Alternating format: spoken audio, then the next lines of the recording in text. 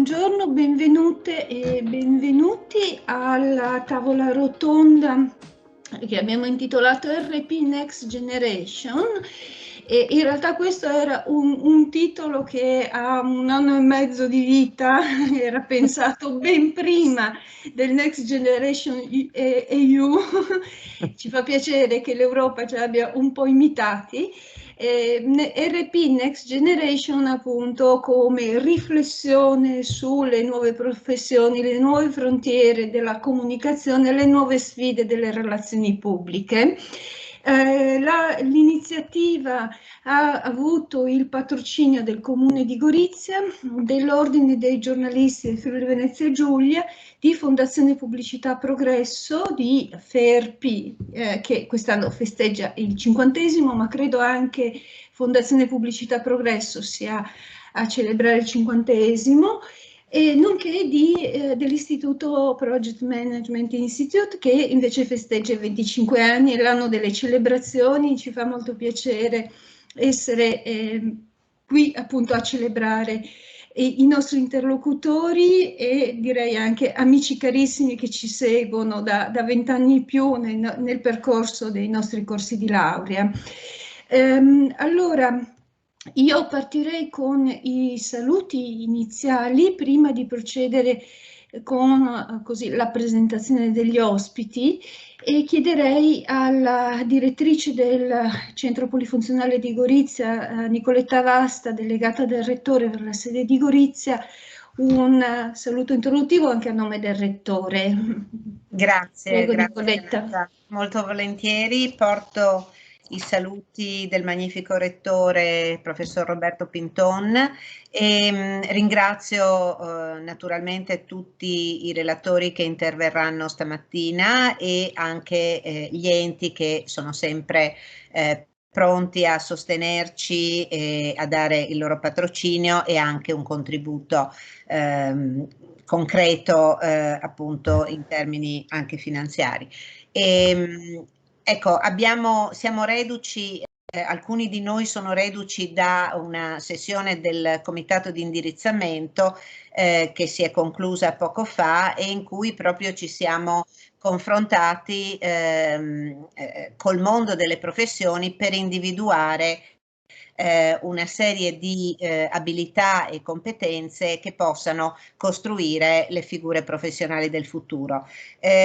Ho letto nel comunicato stampa che appunto ha introdotto l'incontro a cui stiamo partecipando, una bella definizione del relatore pubblico quale tessitore sociale, credo che sia di Rossella Sobrero, vero? Mi confermi Renata? Ecco, a me piace moltissimo perché la mia provenienza è quella, io sono una traduttrice e quindi ho come mio, diciamo, riferimento anche professionale l'idea che si è sempre mediatori, si è sempre tessitori di relazioni interculturali, perché la comunicazione è sempre dialogo fra culture diverse, anche se utilizziamo il medesimo codice linguistico, quindi insomma è sempre la capacità di sapersi mettere in relazione, e nessun, credo, relatore pubblico può svolgere il suo lavoro se non ha delle competenze relazionali, negoziali e delle abilità di ascolto che sono la base per la costruzione di nuovi paradigmi professionali e di nuove appunto figure e competenze. Io ringrazio tutti gli ospiti che vedo collegati e che non nomino uno a uno, ma insomma ci siamo in molti casi, a parte forse con Rossella Rosciano e con Giusi, salutati prima nel comitato di indirizzamento, quindi rinnovo il ringraziamento anche a nome del magnifico rettore, perché naturalmente il mondo universitario, l'accademia non può progredire, non può evolvere, non può restare in sintonia col mondo esterno, se non appunto dialogando col territorio e con gli esponenti più autorevoli delle professioni che sono qui con noi oggi. Quindi grazie ancora e i migliori auguri di buon lavoro. Io non potrò stare con voi fino alla fine, ma insomma finché potrò seguirò questo interessante dibattito. Grazie mille e benvenuti a tutti e buon lavoro. Grazie al professoressa Vasta. Vedo collegata Chiara Gatta in rappresentanza del Comune di Gorizia. Assessore, se ha piacere, se vuole dire due parole di saluto. Assolutamente, intanto vi ringrazio insomma per l'invito, porto anch'io i saluti del sindaco e il comune appunto non poteva non appoggiare questa iniziativa anche in virtù delle collaborazioni di importanti insomma che si spera abbiano quanto prima anche concretezza percorsi formativi che stiamo appunto attuando con l'Università di Udine, Trieste e anche con l'Ordine dei giornalisti. Circa un anno fa, poco più di un anno fa, ci siamo anche trovati per discutere di come, in particolare in quest'ultimo anno, il mondo della comunicazione si sia notevolmente evoluto, l'abbiamo visto insomma durante la pandemia ed è in continua evoluzione. Per cui trovo fondamentale anche questo confronto perché sicuramente serviranno ragazzi sempre più specializzati e formati nei diversi ambiti della comunicazione. Io vi ringrazio ancora, mi fermerò anch'io fino a che potrò e saluto, colgo anche l'occasione per salutare insomma il presidente dell'Ordine giornalisti che vedo che si è collegato poco fa e ringrazio anch'io tutti i relatori che sono certa porteranno un importantissimo contributo e spero anche che non mancheranno future collaborazioni. Grazie molte all'assessora Chiara Gatta e siamo pronti per cominciare. Questo è di fatto uno degli ultimi eventi, anche se online, di questo semestre, di questo anno accademico. Abbiamo voluto, lo dico agli studentesse e agli studenti, offrirvi questa occasione di riflessione finale. Sappiamo che siamo in prossimità delle sessioni d'esame, quindi siete particolarmente impegnati, forse anche preoccupati appunto dagli esami che stanno arrivando, però veramente era l'occasione così per sancire, anche chiudere questo periodo che è stato particolarmente complicato, in cui abbiamo continuato comunque a lavorare a pieno regime su tutti i fronti e a offrire tutte le occasioni appunto del percorso di studio, occasioni formative, ad aggiungere opportunità di ogni tipo, e questa di oggi vuole essere appunto un'opportunità di riflessione con i migliori, io lo dico, come dire, dalla mia prospettiva, i migliori professionisti, i nostri migliori consiglieri, veramente, che ci seguono da molti anni, che seguono e che sono amici del nostro corso, dei nostri corsi di laurea. Io direi di partire subito perché alcuni dei nostri ospiti e relatori hanno poi degli altri impegni, solita difficoltà di incastro, degli incastri di vari appuntamenti, e pensavo di stravolgere un po', modificare un po' la scaletta che era stata indicata nella locandina, ma partirei comunque con Ferpi, con la presidente Rossella Sobrero. Rossella di fatto non ha bisogno di presentazioni perché è presente in moltissime delle nostre iniziative, direi che abbiamo occasioni quasi mensili se non settimanali di incontrarci nei vari webinar ed eventi. Molto brevemente, Rossella da molti anni si occupa di comunicazione e formazione con particolare attenzione ai temi ambientali. È presidente e cofondatore di Coinetica, docente di comunicazione sociale all'Università di Milano e anche di marketing non convenzionale. e presidente di Ferpi, ma anche membro del consiglio di amministrazione della Fondazione Pubblicità Progresso, nonché del consiglio direttivo del Corporate Social Responsibility Manager Network. Progetta e gestisce campagne di comunicazione e corsi di alta formazione per organizzazioni pubbliche e private, autrice di numerosi articoli e saggi. Io lascerei appunto a Rossella la parola per un primo breve turno. Rossella, poi magari spezziamo il tuo intervento in due, così facciamo intervenire Andrea Farinetta e poi a seguire Giusy Meloni, che mi hanno indicato così, loro problemi di tempi, di incastri. Però intanto veramente la parola a Ferpi, so che gli studenti i nostri studenti sono molto affezionati a Ferpi, partecipano in grande numero. Ricordiamo che Uniferpi, la sezione dei pulcini, chiamiamolo, dei piccoli comunicatori di Ferpi, è nata a Gorizia molti anni fa, all'epoca con la presidenza di Toni Muzzi Falconi, e è sempre stata molto attiva, molto dinamica. Prego Rossella, a te la parola. Sì, grazie Renata, un saluto a tutti. Effettivamente la nostra attività con i giovani è molto presente nella vostra università e in generale nel Triveneto, perché la Ferpi, che ha 800 colleghi soci in tutta Italia, ha presenze ovviamente ovunque, però l'Uniferpi è più forte nel Triveneto. La delegazione che è coordinata da Filippo Nani è una delle più vivaci.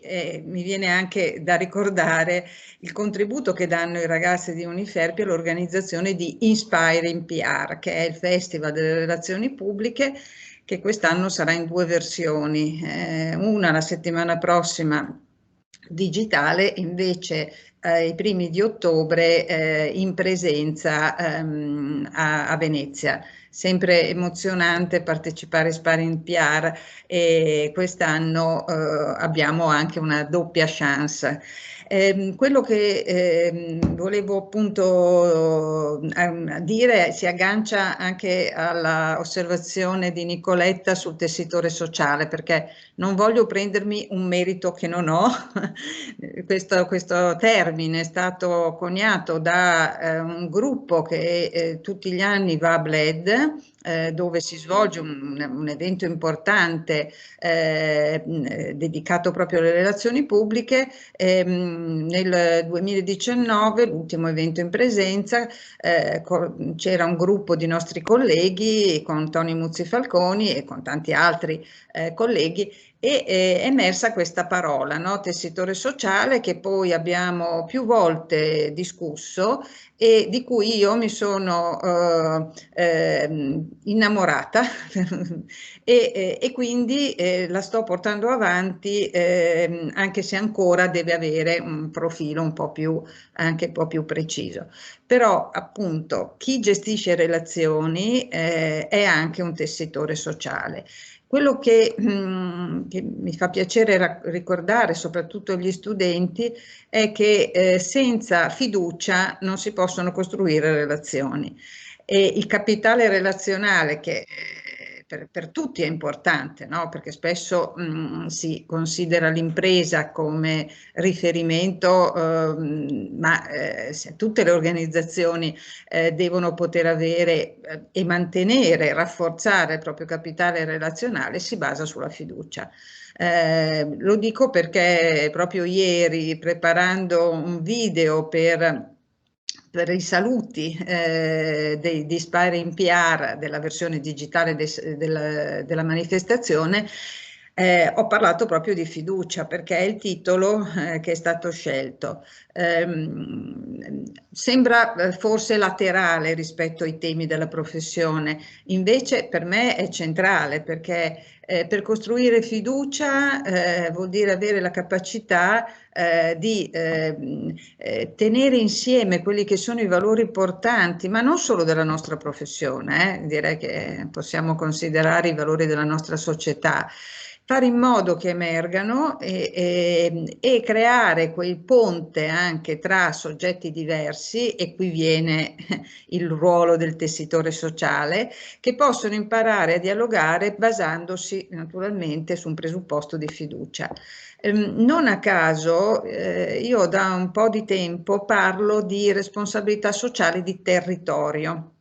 Perché? Perché se i vari attori, penso appunto non solo alle imprese e agli enti locali, ma anche a tutto il terzo settore, ma anche all'università, ai centri di formazione, al mondo della scuola, cioè se tutti insieme lavorano per un obiettivo comune, certamente quel territorio potrà avere uno sviluppo sostenibile di qualità. Devo dire che i Friuli siete anche avvantaggiati, diciamocelo, perché è un territorio più piccolo dove si può fare rete forse con maggior facilità, dove ci sono rapporti di fiducia consolidati.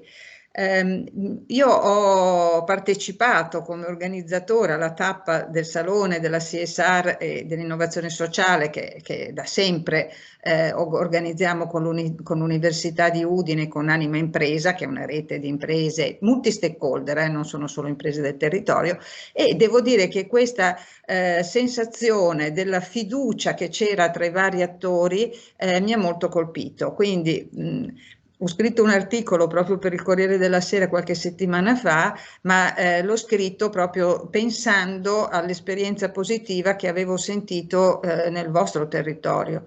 E in noi comunicatori cosa possiamo fare? Possiamo agevolare, facilitare queste relazioni e possiamo aiutare a comunicare meglio, no? Non solo i progetti, ma anche le strategie, i valori che stanno dietro all'agire sostenibile.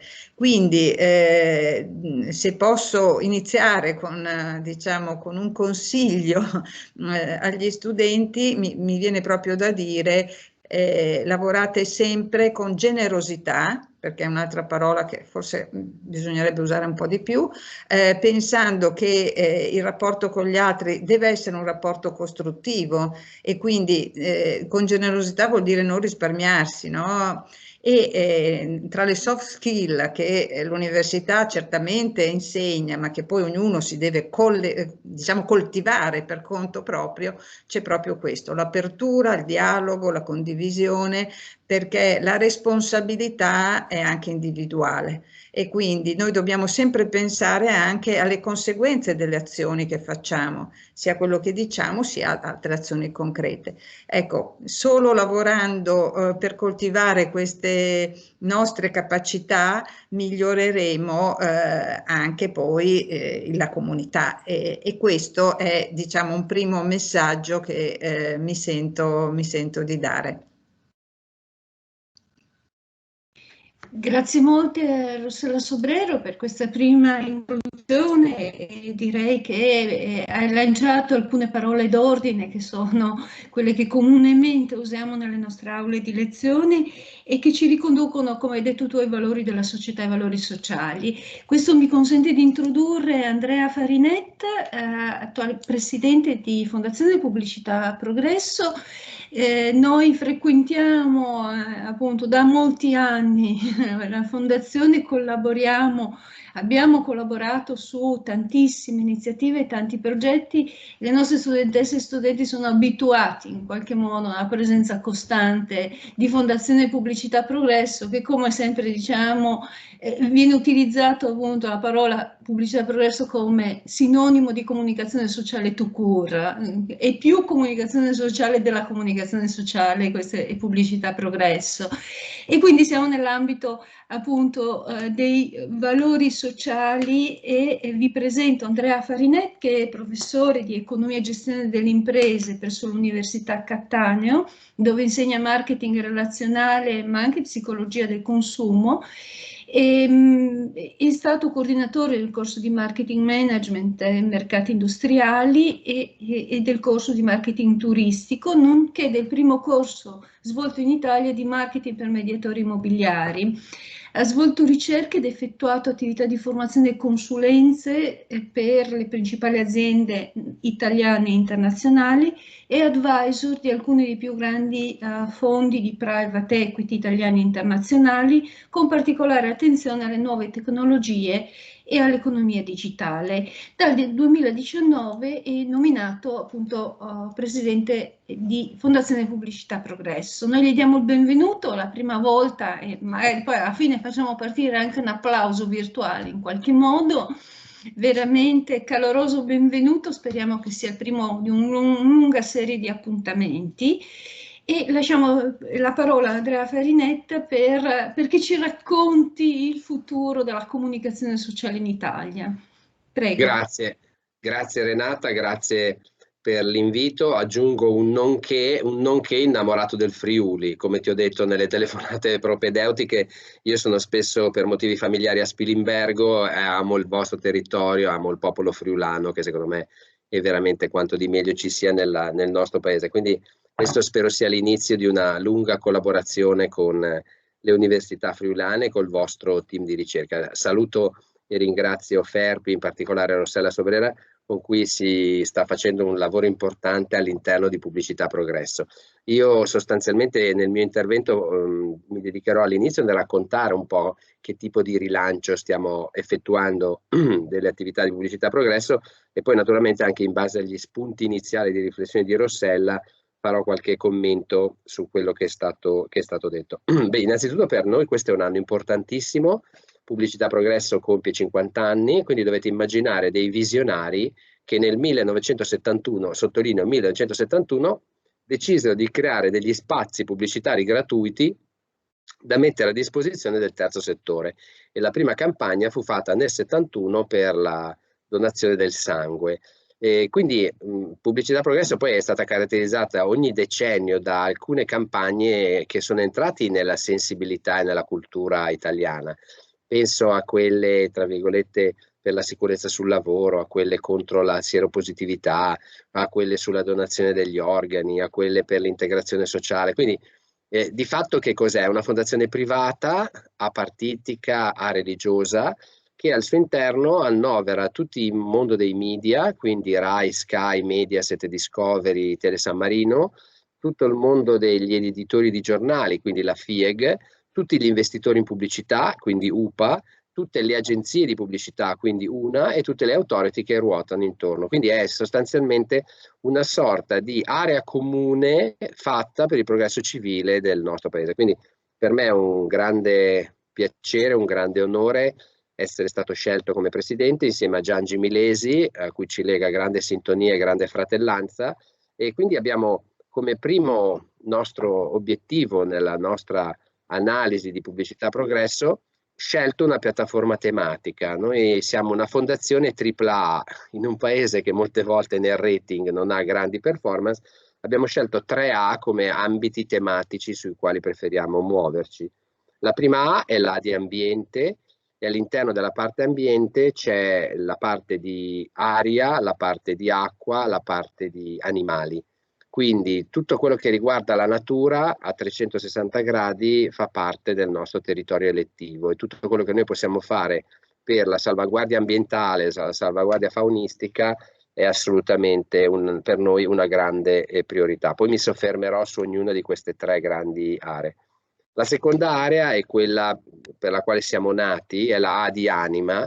Come prima diceva Rossella, la parola generosità è una parola che dovrebbe essere parlata più spesso. Ecco, probabilmente anche la parola anima. Io ricordo un libro bellissimo di Paolo Volponi, Le mosche del capitale, dove diceva: questo capitalismo uccide la profondità della vita, no? Tendiamo tutti a rischiare di perdere anima. Come abbiamo declinato la parola anima? L'abbiamo declinata in termini di atteggiamento, ascolto partecipe, aspirazione e aggregazione sociale. Quindi abbiamo scelto di declinare che cosa vuol dire anima in queste diverse dimensioni, proprio con l'obiettivo di far capire che c'è bisogno di un sentire comune, di un'anima condivisa, ma in profondità, no?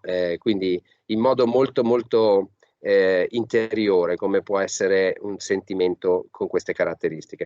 La terza A è la A di arte. arte come ricerca, arte come sperimentazione, arte come tempo estatico che noi viviamo quando partecipiamo a una mostra o viviamo una grande opera artistica. Se pensate che secondo l'Organizzazione Mondiale del Turismo l'Italia possiede circa il 60% dell'arte classica del mondo, la Toscana ha più arte di tutta la Spagna. Allora la creatività e il genio artistico italiano è indiscutibile, probabilmente potrebbe essere uno dei principali elementi o driver della nostra rinascita nel corso dei prossimi mesi e dei prossimi anni. Quindi queste 3A sono le 3A sulle quali noi intendiamo canalizzare in partnership con grandi istituzioni di ricerca e grandi organismi scientifici, perché vogliamo fare di Pubblicità Progresso un contenitore in grado di fare divulgazione scientifica. E parlando di comunicazione sociale, una delle caratteristiche tipiche di Pubblicità Progresso è proprio il sentimento di fiducia. Pubblicità Progresso è sempre a favore di qualcosa per il bene comune. Quindi non c'è mai sorta di, nel timbro comunicativo, di una persuasione occulta o un tentativo di spaventare le persone. No, ecco, noi pensiamo che in questo momento ci sia bisogno di grande sentimento comune. E quindi in termini positivi facciamo le nostre campagne. La campagna 2020-2021 di Pubblicità Progresso è legata al tema della coesione sociale. Adesso io mi soffermerò su questo tema che ci è stato in qualche misura ispirato da un pensiero preciso del presidente Mattarella, che poi è stato ripreso da tutto il mondo dei grandi media. Penso che ci sia nel nostro paese, nella nostra agenda sociale e civile, questo tema della coesione sociale come tema centrale. Aggiungo, prima di entrare nel merito, un aspetto che ritengo importante, che è il coinvolgimento dei giovani. Mi ha colpito moltissimo in una sera a cena, mio figlio 17enne ha sentito mia mamma dire: ho visto uno spettacolo su Rete 4, lui mi ha dato un colpo col braccio e mi fa: papà, che cos'è Rete 4? Io gli ho detto: è una community a cui la nonna è iscritta, mia mamma l'ha trovata su Facebook, ha 93 anni, ha anche sconfitto il Covid, e quindi è un personaggio folcloristico, e quindi lui pensa che Rete 4 sia una community nella quale mia madre va a parlare non si sa bene di cosa. In realtà lei è psicologa, quindi di temi legati alla psicologia. E i giovani hanno un media habit, cioè un'abitudine alla frequentazione dei media completamente diversi. Non li troviamo sulle televisioni generaliste, li troviamo su Twitch, li troviamo sulle serie di Netflix. Quindi noi stiamo facendo un grande lavoro preparatorio per avere un perimetro digital e social che sia in grado di intercettare i più giovani, perché vogliamo portare i più giovani a ragionare, a riflettere su quella che è ritornata la cosiddetta educazione civica, che sicuramente noi abbiamo vissuto e amato quando eravamo più giovani e che poi è stata abbandonata secondo noi per troppo tempo. Entro adesso nello specifico del tema coesione sociale, perché penso che sia gli studenti che ci stanno ascoltando, sia tutti i colleghi universitari, professionisti in ascolto, possano, secondo me, magari trarre qualche spunto di riflessione. Io in tutte le ricerche che ho fatto, io ho insegnato 20 anni in Bocconi, mi sono sempre occupato delle diverse forme di capitalismo. E nelle diverse forme di capitalismo, quello che a livello, diciamo così, internazionale è riconosciuto come il più equilibrato è l'economia sociale di mercato tedesca. Nell'economia sociale di mercato tedesca, l'impresa e il mercato sono luoghi sociali, cioè non possono essere slegati dal tessuto sociale che li ha espressi. Questo per dire che cosa? Una profondissima differenza col capitalismo anglosassone, col capitalismo asiatico, che hanno una natura molte volte più finanziaria e purtroppo molto più predatoria. Ecco, un capitalismo bilanciato come quello tedesco dà una grande voce al mondo del consumo. Pensate che dal 1958 il Bundestag, il Parlamento tedesco, non può legiferare in materia di consumi se l'Associazione tedesca dei consumatori non è d'accordo. Pensate che nelle grandi aziende tedesche il rappresentante dei lavoratori del sindacato siede nel comitato esecutivo e ha diritto di veto. Quindi è un modello molto molto più equilibrato e ho avuto modo di parlarne con Jeremy Rifkin. Il libro bello di Jeremy Rifkin è Il sogno europeo. Il sogno europeo è nettamente superiore al sogno americano. Perché il sogno americano è solo illusorio? Perché in realtà gli Stati Uniti sono lo Stato più iniquo al mondo. Come si misura l'iniquità di un paese? La si misura con un indice che è l'indice di sperequazione socio-economica. Quanta ricchezza privata viene detenuta dall'1% più ricco della popolazione. Allora prendete 330 milioni di statunitensi e immaginate che l'1% più ricco, cioè 3 milioni e 300 mila persone, detengono il 48% del patrimonio privato statunitense. Lo stato più equo al mondo è la Finlandia, dove l'1% più ricco detiene circa l'11% della ricchezza nazionale. Noi 15 anni fa eravamo al 18%, quindi il capitalismo familiare italiano, le tante piccole e medie imprese che ci caratterizzano consentivano questa diffusione di ricchezza. Siamo saliti al 24, stiamo andando verso il 27-28. Che cosa sta succedendo? La società italiana sta subendo un processo profondo di disgregazione, di frammentazione.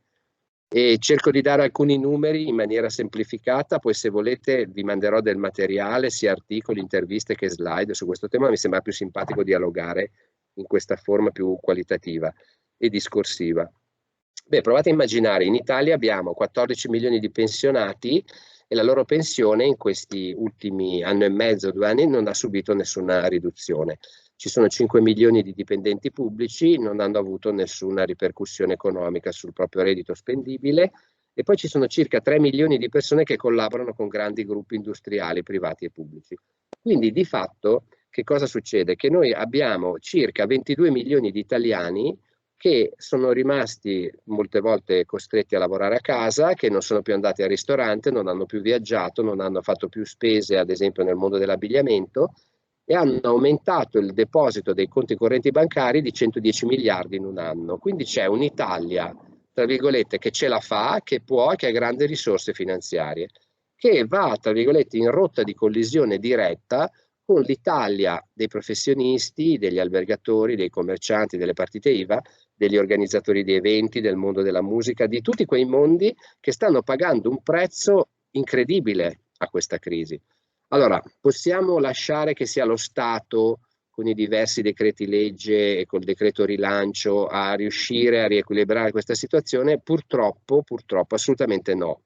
Il 30 giugno è la scadenza perché dovrebbero ripartire il pagamento dei mutui, dei leasing e dei finanziamenti.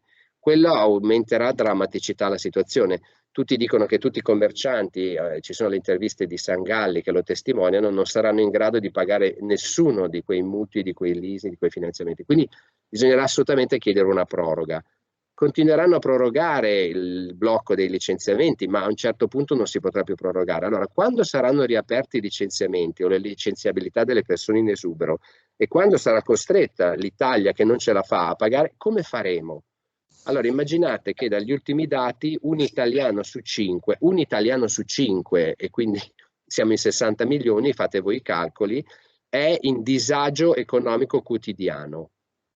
Rossello lo sa perché in altri interventi ho già citato questo numero. La Fondazione Caripo ha fatto una ricerca a Milano e provincia di Milano. Oggi, quindi il 25 maggio, questa sera a Milano ci sono 15.000 adolescenti in disagio alimentare. Che cosa vuol dire? Sono persone o giovani che non sanno se questa sera ceneranno. Allora, la situazione è drammatica e la situazione pone 2 Italie a confronto. Allora, come attivare in maniera efficace l'Italia che può? Noi siamo un popolo molto filantropico che nel corso del 2019 ha rilasciato 7 miliardi e mezzo in filantropia, ma questa filantropia va organizzata in maniera più professionale, va gestita in maniera molto più professionale. Quindi tutto il mondo del terzo settore deve avere delle logiche di maggiore efficacia, perché c'è una dispersione anche a livello territoriale e una concentrazione su poche grandi realtà che intercettano molte risorse. Allora noi stiamo cercando di lavorare su quella che abbiamo chiamato la piattaforma del bene, come riuscire ad avere un panorama completo delle possibilità che gli italiani generosi hanno di aiutare gli italiani in difficoltà. Ecco, allora qui c'è la possibilità, stiamo dialogando con Cassa Depositi e Prestiti, con Banca d'Italia, con altre grandi realtà italiane, per cercare di trovare un sistema per avere un rating del terzo settore e quando il terzo settore ha bisogno di energie economiche finalizzabili. Faccio un esempio concreto così è tutto più chiaro. Io collaboro da tanti anni con l'Istituto Mario Negri e il mio amico Silvio Garattini ogni tanto lo vado a trovare con la sua più di 90 anni, è ancora lì tutti i giorni che dirige le sue ricerche. Allora, se il Mario Negri ha bisogno di comprare un microscopio e mancano 100 euro, io penso che uno di noi sia contento a dire do un contributo solidale finalizzato, questi 100 euro servono per questo. Voi sapete che la Protezione Civile ha raccolto quasi 1 miliardo e 600 milioni di euro, di cui quasi la metà non sono ancora stati spesi. Questo è il colmo. Come? Io mi metto la mano sul cuore, sono generoso, ti do delle risorse e tu non le spendi nel momento di difficoltà in cui tutti hanno bisogno, quindi non si capisce.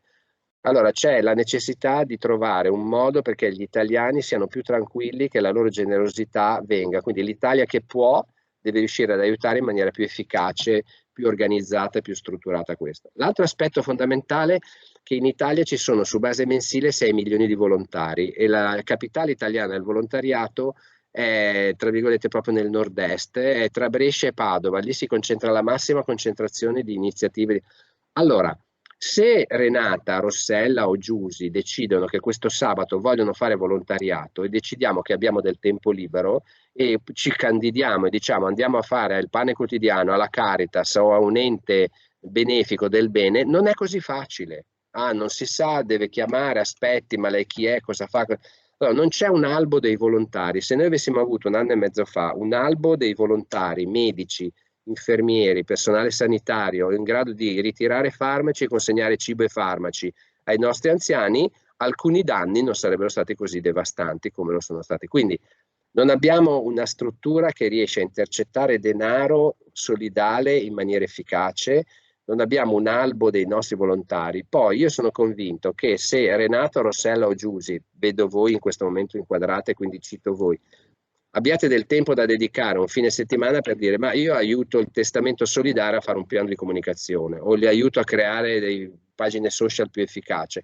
Allora ci sono le competenze solidali. Ecco, allora una grande sfida che ha il nostro paese ma che ha l'Europa, e questo fa parte anche delle linee guida della Commissione europea, è quella di creare una solidarietà nel privato e privato che sia in grado di attivare. Allora, questa è la sfida, mi avvicino alla conclusione, Renata, di Pubblicità Progresso, cioè dalla comunicazione sociale riuscire ad avere lo stesso smalto, lo stesso coraggio, forse anche un po' di follia, come 50 anni fa, per andare dalla comunicazione sociale all'innovazione sociale, perché questo è il punto fondamentale, cioè come io riesco a sensibilizzare le persone che dopo un determinato tipo di messaggio si attivano in prima persona o con una donazione o con del volontariato o con una competenza solidale. Quindi penso che ci sia tanto da fare, penso che si debba fare squadra. Con Rossella, una sua creatura, il network Atena, di cui tu Renata fai parte, lo valorizzeremo, lo porteremo nel territorio, sceglieremo dei temi e penso che il nostro mondo universitario abbia bisogno di questo tipo di afflato. Io vi ringrazio tantissimo per l'attenzione. Mi scuso molto se poi alle 12:15 mi devo assentare, ma c'è un impegno universitario, voi sapete benissimo che abbiamo le università a singhiozzo, quindi di colpo o aprono o chiudono o firmano, quindi ci sono dei momenti, l'agenda deve cambiare. Però vi ribadisco totale disponibilità di Pubblicità Progresso di collaborare con le vostre sedi, con i vostri docenti e aiutare i nostri giovani a innamorarsi di questi temi, come io sono innamorato del Friuli. Grazie. Grazie molto Andrea, grazie. E, nota organizzativa, Andrea, se puoi restare ancora un attimo con noi, visto che appunto tra un po' poi passiamo a un altro tema, io lascerei un minuto, con qualche momento di domande, se ci sono da parte di studentesse e studenti, con il solito metodo alzamanina. Perché appunto tra un attimo Presidente Farinetta ci deve lasciare. Sono rimasta molto colpita da questa innovazione, trasformazione che ci racconti della Fondazione Pubblicità Progresso. Mi sembra che stiate mettendo mano all'anima, veramente, le mani nell'anima, mi verrebbe da dire, e la cosa ovviamente mi fa molto molto piacere.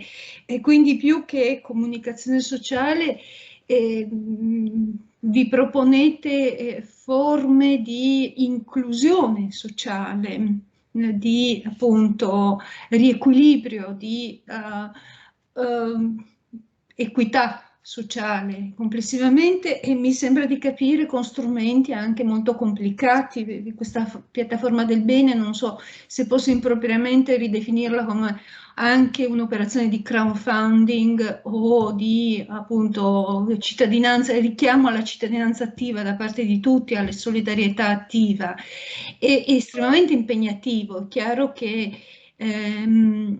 nel momento specifico è una risposta opportuna a quello che stiamo vivendo, una risposta mi sembra fortissima e ambiziosa. Sì, e vorremmo, come ti dicevo prima, Renata, festeggiare i 50 anni dando una svolta.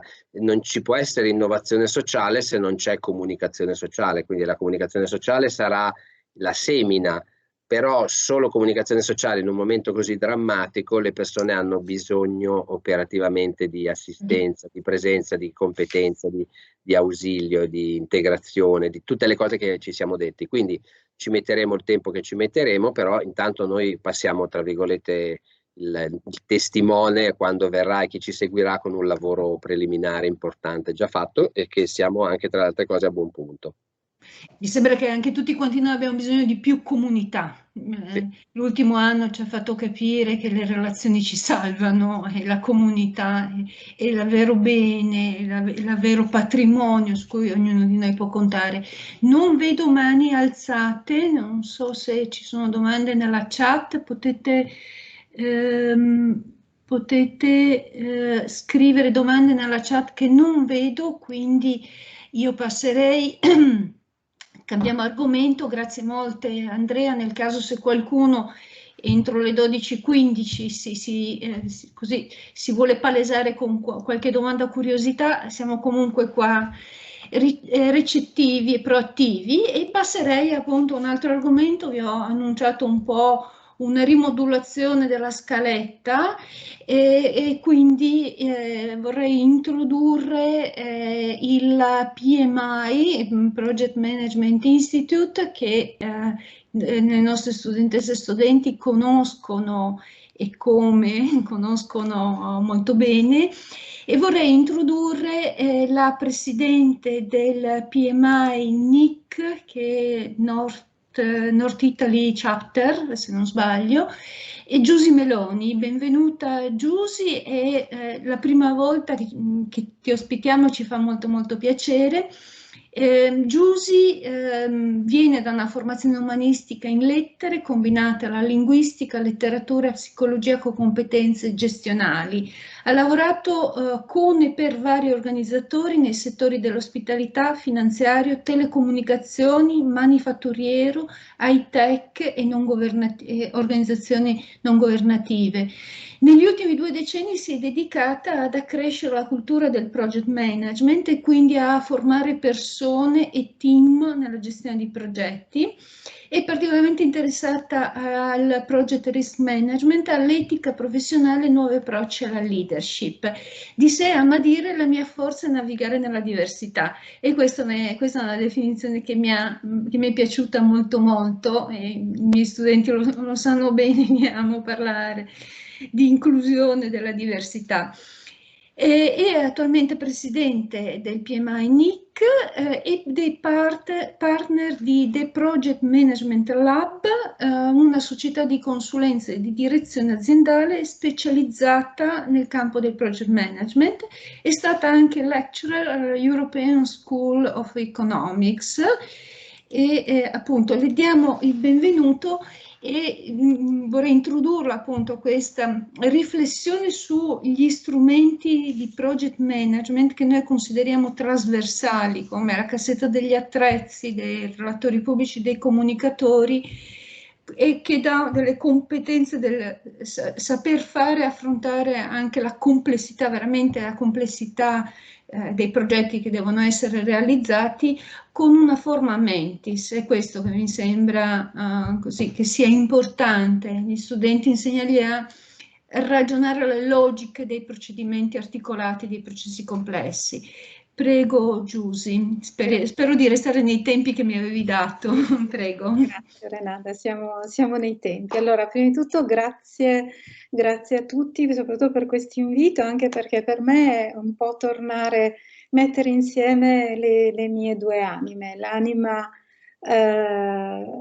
l'anima umanistica che continuo comunque a coltivare, che è stata parte anche della prima parte della mia carriera professionale come responsabile della comunicazione, e poi la seconda anima, che è quella della gestione dei progetti. C'è stato un tempo in cui diciamo, la comunicazione, nonostante si dicesse quanto è importante comunicare, quanto sono importanti gli stakeholder, ma la comunicazione, tutte quelle che consideriamo di soft skill, la relazione, l'importanza della relazione nel project management dovevano entrare dalla finestra, perché il project management era molto ingegneristico, molto tecnico. Fortunatamente c'è stata, io la chiamo la rivincita di noi project manager umanisti, il mondo, anche il mondo del project management sta cambiando, si sta aprendo a diverse prospettive e soprattutto a considerare la gestione dei progetti come i modelli, quindi addirittura oltre le tecniche, i modelli per trasformare le idee in realtà. E se noi pensiamo alla realtà, no? Se un tempo per i project manager in realtà doveva essere per forza un ponte, non sta certamente a me dirvi che invece le parole sono atti, quindi noi con la comunicazione, con tutto quello che la comunicazione può fare, le pubbliche relazioni, creiamo un'altra realtà. Quindi ascoltavo le parole che prima di me sono state dette, la primissima che mi è venuta in mente è stata tessitore sociale, lo riconosco, Pierre, il comunicatore come tessitore sociale, e a me viene il project manager come tessitore di opportunità, perché questo è quello che noi facciamo, quello che prendiamo un'idea che a volte viene data, a volte nasce da un problema, a volte nasce da una scelta aziendale o in generale organizzativa. Ecco, un altro aspetto molto interessante secondo me è che il project management oggi si è aperto fortemente al sociale, quindi esistono diverse fondazioni che hanno un approccio al project management. Noi stessi, che siamo un'associazione senza fine di lucro, siamo una PS, e il PMI, che è la nostra casa madre, facciamo progetti verso i giovani e verso il sociale.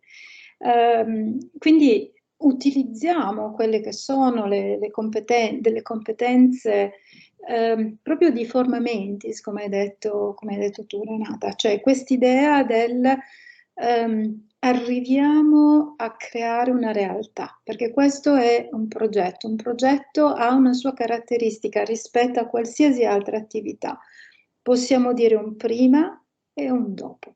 Questa è la sua caratteristica fondamentale. C'era un prima del progetto e un dopo del progetto.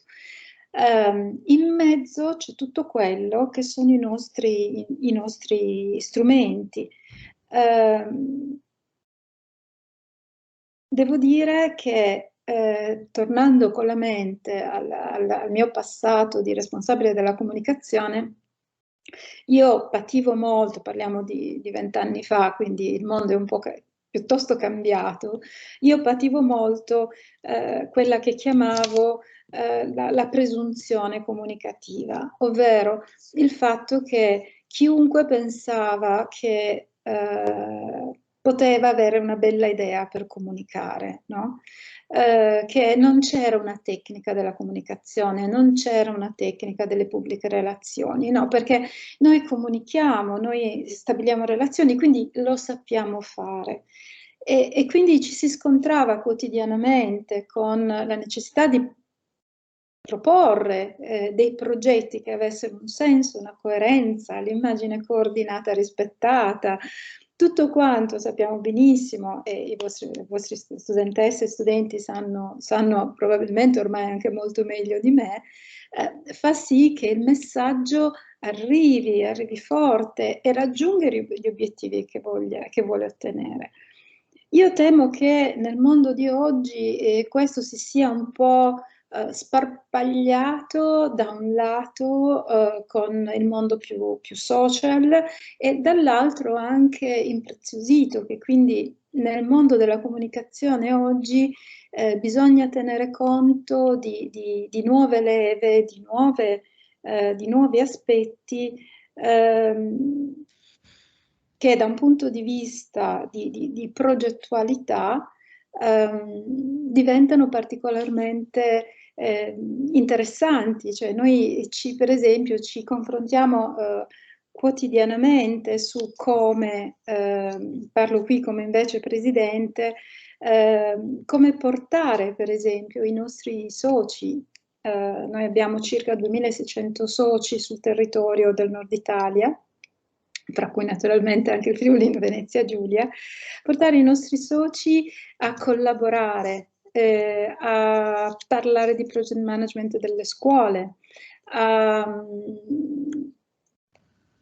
donare molto spesso la loro esperienza, ed è per questo che le competenze solidali su di me ha risuonato moltissimo come idea, perché questo noi è qualcosa che facciamo e che dobbiamo però incanalare, far comprendere. Ci è capitato esattamente come le donazioni economiche vanno perse, a noi è capitato di offrire le nostre competenze di project management assolutamente pro bono ad associazioni, a scuole, a situazioni dove ritenevamo di poter dare un contributo e non averlo potuto fare.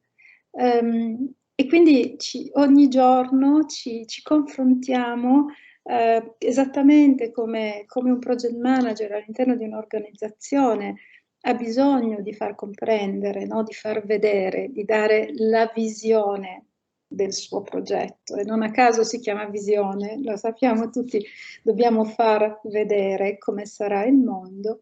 Noi come associazione cerchiamo di far vedere qual è il nostro mestiere. Quest'anno per i nostri 25 anni abbiamo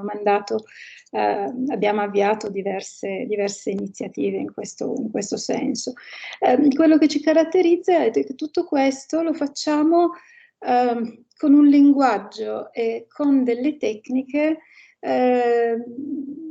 che forse sono un pochino più comprensibili per chi non si occupa di comunicazione, nel senso che le organizzazioni, come dicevo, se non è più necessario per la relazione e la comunicazione entrare dalla finestra, è tuttavia ancora molto utile per le organizzazioni riuscire a utilizzare con loro un linguaggio che sia un linguaggio legato alla progettualità molto concreta, e in questo noi lavoriamo molto, ci consideriamo portatori di linguaggi nuovi più che di cultura di project management, più che di vere e proprie tecnologie. Per il project manager si dice che il 90% del suo tempo è passato a comunicare. Secondo me è una stima abbastanza realistica, semplicemente molti project manager ancora non se ne rendono conto, nel senso che in questo 90% c'è la gestione dei flussi di comunicazione del progetto, la comunicazione, le informazioni nutrono il successo del progetto. C'è naturalmente la gestione dei gruppi, la gestione degli stakeholder, la gestione delle presentazioni, la visione di come sarà il mondo che ti sto creando. I progetti naturalmente molto ampi o di grande impatto, penso recentemente alcune attività che sono state fatte per il Ponte Morandi hanno naturalmente un team dedicato alla comunicazione. I progetti un po' più piccoli o comunque più interni alle organizzazioni tipicamente hanno il project manager, che quindi si trasforma, no? Prende appunto questa funzione di tessitore di opportunità e di cambiamento, imparando al meglio delle sue capacità a sfruttare il fortissimo impatto, dare una direzione ai suoi atti comunicativi. C'è una una metafora che io amo molto e che uso moltissimo con i project manager, siano essi i miei volontari. Noi siamo un'associazione assolutamente gestita da volontari. Siamo in questo momento attivi, nella mia associazione ci sono 180, 190 volontari. Nessuno di noi è retribuito, nessuno di noi, io stessa sono una volontaria. Il PMI in questo è, come associazione professionale, decisamente una pratica di eccellenza, perché ha nel mondo 350 capitoli, esattamente come il nostro nel Nord Italia, tutti interamente gestiti da volontari. Siamo veramente un piccolo mondo di volontariato diverso dal volontariato sociale, ma con comunque anche una forte vocazione sociale. Di nuovo proprio le competenze solidali, ecco, mi riconosco molto in questo. E come dicevo, una metafora che io amo molto usare è di un fisico inglese, purtroppo scomparso alcuni anni fa, che è David Bohm, che in un suo delizioso libretto, che purtroppo non è stato tradotto in italiano, che si chiama On Dialogue, quindi sul dialogo, racconta una sua esperienza con dei gruppi di studio. Usa questa con la chiarezza che hanno spesso le persone che si occupano di fisica, dà, a mio parere, tutto quello che c'è da dire sulla comunicazione in un progetto e la comunicazione in generale. Ovvero lui dice, pensiamo alle particelle della luce. Le particelle della luce fanno il loro santissimo dovere sparpagliate nel mondo. Sono utilissime, ci servono e vanno benissimo. Ma pensiamo di prendere un po' di quelle particelle della luce e dargli una direzione. Non parla neanche di obiettivo, di direzione. E noi otteniamo una potenza immensamente più grande perché otteniamo il raggio laser. E lui differenzia, usa queste due parole, dice una è la comunicazione, le particelle noi comunichiamo, come diceva Slavik, noi non possiamo non comunicare, noi comunichiamo. La differenza è dare una direzione agli atti della nostra comunicazione con quella che David Bohm chiama il dialogo. E mi piace concludere questo piccolissimo intervento, questo piccolissimo contributo proprio con la parola dialogo, che io amo molto e che a mio parere raggruppa un po' le cose che anche i relatori prima di me hanno detto, perché nel dialogo c'è la relazione, nel dialogo c'è la domanda, una domanda di un filosofo statunitense, filosofo, forse è una parola un po' grande, era un personaggio un po' particolare, Greenleaf, che a un certo punto pone a se stesso e agli altri una domanda che io trovo meravigliosa. Chiediti se le tue parole aggiungono valore al silenzio. E io questo lo ritrovo moltissimo nel dialogo, no? Chiedi, perché l'enfasi allora ritorna sull'ascolto, quindi io ti ascolto e ti ascolto davvero nel silenzio per poter poi decidere quale valore posso restituirti. E questo ascolto, a mio parere, è un elemento di fiducia. Sono stata commossa proprio dall'utilizzo della fiducia, delle parole fiducia, generosità e anima, proprio perché è nel dialogo, nel silenzio del dialogo alternato, senza il rumore della sovrapposizione al quale purtroppo ci hanno un po' troppo abituato certe modalità di comunicazione, che ritroviamo la fiducia dell'ascoltare che l'altro possa davvero darci qualcosa e la generosità del donare il nostro pensiero, del creare in due. Ecco, per me trasformare le idee in realtà, che è quello che fanno i progetti, nasce attraverso un dialogo di doni, di generosità, di fiducia, di relazione e naturalmente anche di cambiamento, perché questo è quello che i progetti fanno, creano un cambiamento, c'è sempre un prima e c'è sempre un dopo i progetti. Grazie, grazie molte Giusy. Potremmo rinominare questo incontro la filosofia della professione oggi, vista la profondità delle riflessioni. Penso che sia giusto così il suo momento, evidentemente bisogno di consapevolezza, di riflessione, come dici tu, di visione per un nuovo futuro in qualche modo. Quello che mi colpisce sempre della professionalità dei project management è il richiamo costante alla flessibilità, che vuol dire monitoraggio, riaggiustamento, revisione, e quindi il bisogno di apprendere, come dite voi, le lesson learned, sempre riconoscere appunto gli errori, apprendere sistematicamente e cambiarsi, come se fosse una missione di cambiamento permanente. Sì, ecco. è proprio, allora si appoggia in termini modellistici ai modelli della qualità, quindi il miglioramento continuo. Il miglioramento continuo si allontana, se vogliamo, dalla nostra cultura della penna rossa, no? L'errore della penna rossa, invece dice tu pianifica, quindi decidi, c'è un elemento, diciamo, anche di prevenzione, no? Ragiona prima,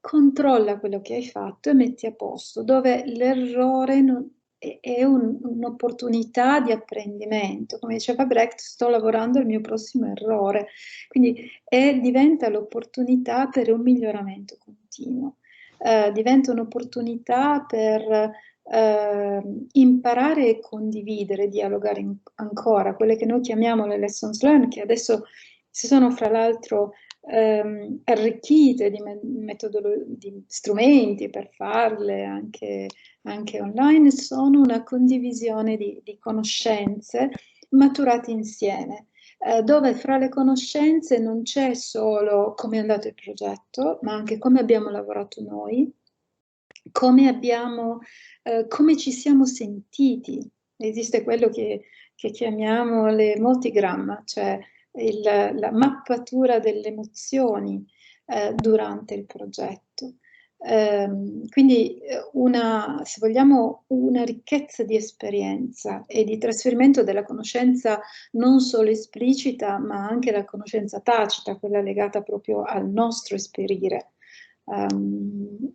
Che poi si trasformano, questo è il mestiere dei project manager, si trasformano in modelli anche molto semplici. I vostri studenti credo abbiano fatto un percorso di project management che si trasformano in un modo di fare la VBS, in un modo di fare la RAM, uso qualche acronimo perché sono quelli più condivisi, la mappa degli stakeholder, quindi c'è poi questa tensione verso sì, ma poi cosa uso, no? Cioè, d'altro canto il project management nasce dall'edilizia, il petrolchimico e l'informatica, quindi no, lo strumento alla fine ha il suo enorme peso nel mettere a terra l'idea, ecco, questo sì.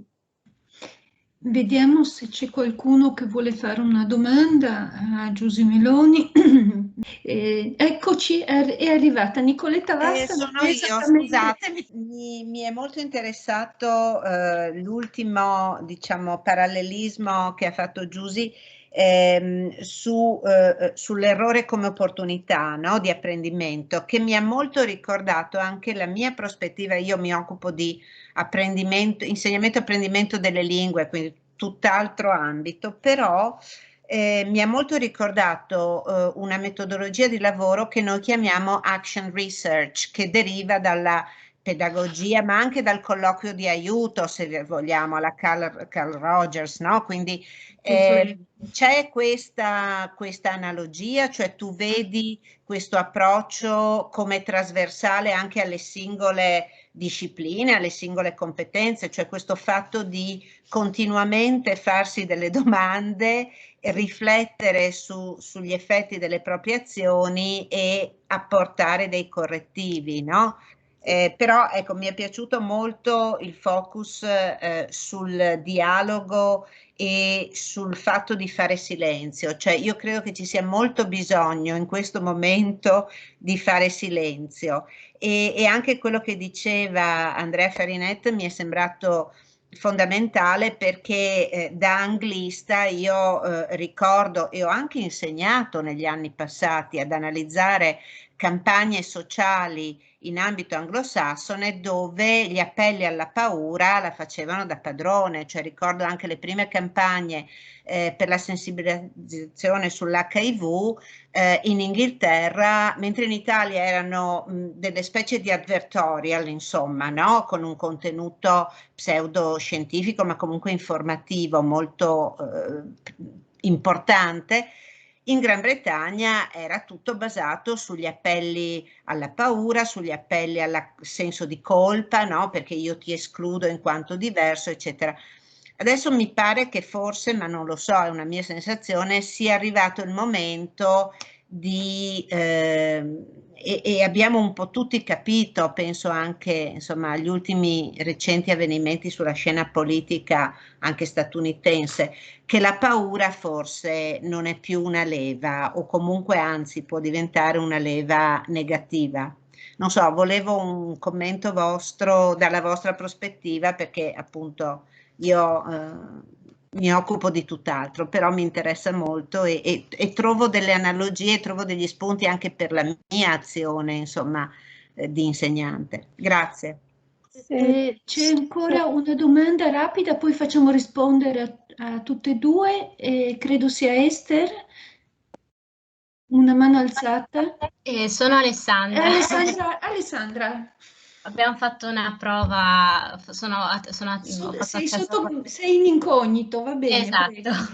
No, io volevo intanto ringraziare i relatori per tutte le cose che sono state dette e ad ora mi è venuta in mente una domanda che riguarda sempre l'ambito della comunicazione sociale, il settore della crisi. Secondo voi, come sono cambiate le cose negli ultimi anni riguardo appunto la comunicazione sociale? Possiamo dire di essere ottimisti oppure no, specie appunto per la società italiana? Grazie in anticipo. Grazie ad Alessandra e vediamo le risposte dei nostri relatori. Chi vuole cominciare? Giuse, Andrea, ve la giocate a dadi? No, decido io, prima le signore, faccio la maschilista, la sessista. Va bene, grazie. Allora, io rispondo alla prima domanda perché mi sento più competente su quella, poi posso dare una mia impressione sulla seconda. Allora, io credo che qualcuno ha parlato di disgregazione, no? Ha parlato di quello che all'interno delle organizzazioni chiamiamo i silos, no? Un'organizzazione diventa pesante quando si organizza per silos, no? Ha le sue competenze che non comunicano e non creano innovazione. Ecco, quello che i progetti fanno è tagliare attraverso la gerarchia, tagliare attraverso i silos, perché sono interfunzionali per loro natura, sono interfunzionali per loro per necessità. E hanno un altro elemento, che è uno dei motivi per cui io mi sono fin da giovane appassionata ai progetti, sono i progetti, il project management e i progetti nella loro unicità, perché un progetto è un progetto perché crea qualcosa che prima non c'era e quindi è unico, però proprio perché si lavora all'incertezza, proprio perché si lavora a quello che ancora non c'è, si cerca di riciclare moltissimo. Quindi assolutamente sì, il fatto che si ruba, no? Per esempio, un esempio su tutti, la mappa degli stakeholder che noi usiamo in project management è rubata dalla comunicazione sociale, proprio presa e applicata al progetto, cioè non c'è, ecco, c'è molto questa ottica della contaminazione e del riciclo, quindi della sostenibilità. E la sostenibilità oggi è diventato uno dei temi portanti nel project management, proprio la ricerca di un project management sostenibile, che significa anche metodologie sostenibili. Non posso impiegarci più tempo a gestire il progetto che a fare il progetto, ma significa proprio, noi la chiamiamo sostenibilità embedded, quindi costruita dentro il progetto, pensare la sostenibilità dentro il progetto, non appiccicarla dopo, no? E questo è il ciclo della qualità, è il pensiero scientifico, è il dialogo del counseling, è la mediazione culturale, è io nasco come traduttrice, quindi mi trovo molto a casa, è la traduzione come desiderio di condividere un senso e quindi di un dialogo con la parola. Quindi il project management fa questo, no? Prende tutto questo, lo chiama in altro modo, anche se oggi stiamo cominciando a chiamarlo in modo diverso, proprio per parlare ai giovani. Fa tutto questo rubando qua e là e rendendolo però finalizzato, orientato a un risultato, a creare qualcosa che prima non c'era, a dare una forma alla realtà. Andrea? Sì, grazie Renata. Io rispondo prima alla seconda domanda e quindi sottolineo che io sono assolutamente fiducioso, assolutamente speranzoso e è solo una questione di tempo e di organizzazione. Io ci ho messo 12 anni per diventare psicologo del lavoro, ho fatto tutta l'analisi terapeutica con Gustavo Charmet, tutta quella didattica con Giampaolo Lai e tutti i gruppi di lavoro con Cino Pagliarani, compagno di banco di Federico Fellini nel liceo di Rimini. Quindi ho avuto grandi maestri che mi hanno insegnato come l'animo umano è particolarmente complesso. Però poi c'è una frase bellissima di Cesare Musatti che diceva: la psicanalisi è quella disciplina che alcuni intellettuali di origine ebraica hanno inventato per insegnare agli americani a vivere come italiani. Secondo me è bellissima questa frase qua, perché c'è tutto, c'è la grande cultura, la grande intelligenza di un certo tipo di estrazione, la faciloneria degli americani che fanno i corsi su come si cammina, come si beve, come si deglutisce, e noi che siamo oltre la psicanalisi. Allora, quando gli italiani sono sotto stress, sono sotto difficoltà, organizzano e creano il meglio di loro. Io penso che se ci fosse un pensiero latino, un pensiero mediterraneo, un pensiero umanistico, il futuro del capitalismo, innanzitutto non si deve chiamare capitalismo. Il mio amico Enzo Rullani, che ha insegnato tanti anni a Venezia, a Udine, il capitalismo cognitivo, no. Capitalismo è che cosa importante. Se un capitalismo è economico, io non voglio stare in una società dove la cosa più importante sono i soldi. Non mi interessa, non mi piace. L'aristocrazia economica è l'aristocrazia culturalmente più povera che sia mai stata prodotta negli ultimi 300-400 anni. Io voglio vivere in una società umanistica. La società è umanistica se al centro ci sono le persone, ma non a parole, nei fatti. Allora, come possiamo fraternizzare? Noi siamo tutti consumatori e siamo tutti utenti di servizi pubblici. Quello è il lato che ci fraternizza. Se invece io costruisco un'architettura sociale, un pensiero sociale sul lavoro o su chi detiene le risorse economiche, non vado da nessuna parte. Poi l'umanità si divide in due persone, i potisti e i non sipotisti. I potisti sono possibilisti, ce la mettono tutta e sperimentano. Quindi grazie Giusy per la frase di Brecht, perché se io sto lavorando al mio prossimo errore, io ti seguo a ruota. Però io invece cito la frase di Brecht che a me piace di più: ci sedemmo dalla parte del torto visto che tutti gli altri posti erano occupati. Questa è una frase meravigliosa, no? Dobbiamo fare opposite thinking. Dico agli studenti, sono tanti collegati, fate opposite thinking, pensate in maniera completamente diversa, usate il pensiero laterale, è tutto da inventare, tutto da rifare, e questo devo fare i giovani, devo fare le start-up. Vengo alla seconda domanda, che in realtà era la prima, pensando anche a quello che ha detto Giusy sulla sostenibilità. È vero, ma poi io prendo gli obiettivi dell'ASVIS e gli obiettivi Millennial Goals, sono 17, pochi hanno capito le metriche, pochi hanno capito a che punto siamo, pochi sanno in quali miglioriamo, in quali siamo fermi, ma stiamo parlando siamo nel 2021, stiamo parlando del 2030. Adesso scusate se prendo una nota un po' più così, non in stile pubblicità progresso, ma è necessaria. È venuto Ernesto Ciorra a fare una conferenza nel mio corso in università 2 settimane fa. Ernesto è un mio laureato Bocconi, è il numero 5 di Enel, è il capo mondo innovazione e sostenibilità. Ha detto: ma gli italiani hanno capito che nel 2030 l'acqua arriva a Roma? No, forse questo noi non abbiamo capito questo, cioè nel 2030 il litorale romano si sbriciola e l'acqua, non solo i gabbiani, arriva a Roma. Ma gli italiani hanno capito che nel 2050 non esiste più la pianura padana, perché l'acqua arriverà a Lodi, non ci sarà Piacenza, Mantova, Cremona.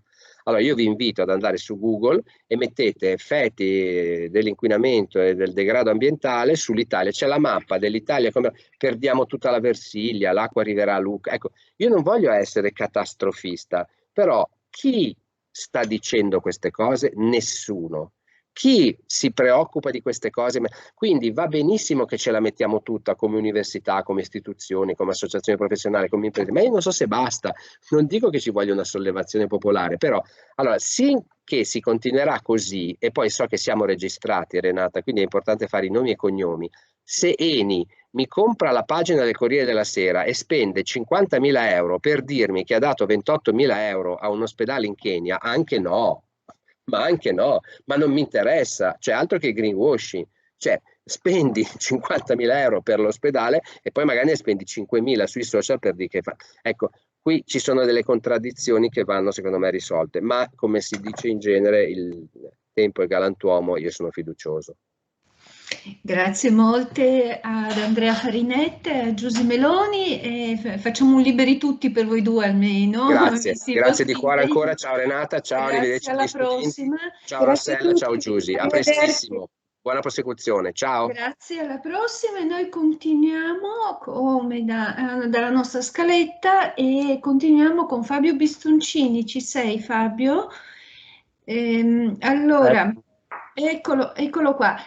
Allora, Fabio Bistoncini, qua cambiamo completamente argomento, tema e passiamo all'ambito del lobbying, che ancora in Italia può essere una brutta parola, però noi la frequentiamo, la usiamo molto molto volentieri, tanto che ci facciamo anche dei seminari lunghi che manteniamo negli anni. Appunto mi riferisco al seminario laboratorio di Public Affairs e Lobbying.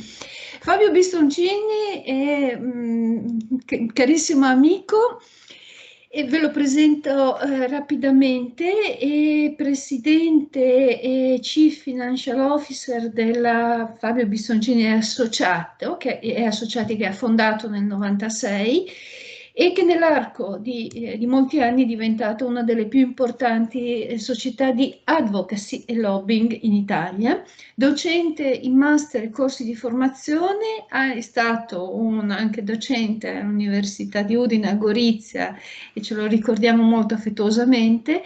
Attualmente è docente all'Università di Milano, dove tiene seminari sul ruolo dei gruppi di interesse in Italia e l'attività del lobbying. Dal 2016 è l'incarico di docente a contratto per l'insegnamento di gruppi di interesse in lobbying. È stato vicepresidente FERPI dal 2003 e dal 2007 e ha gestito la delega alle relazioni istituzionali e al rapporto con le associazioni nel settore della comunicazione. Autore di numerosi articoli, ha scritto un testo epico, 20 anni da sporco lobbista, pubblicato da Guerini nel 2011, mi pare di ricordare. Eccoci Fabio, 20 anni da sporco lobbista era il passato, i prossimi 20 anni da buon lobbista, lobbista al servizio della società, al servizio anche del momento storico particolarmente così, che ci fa una chiamata alle armi, insomma, o comunque all'azione. Tutti quanti l'abbiamo sentito negli interventi di questa mattina.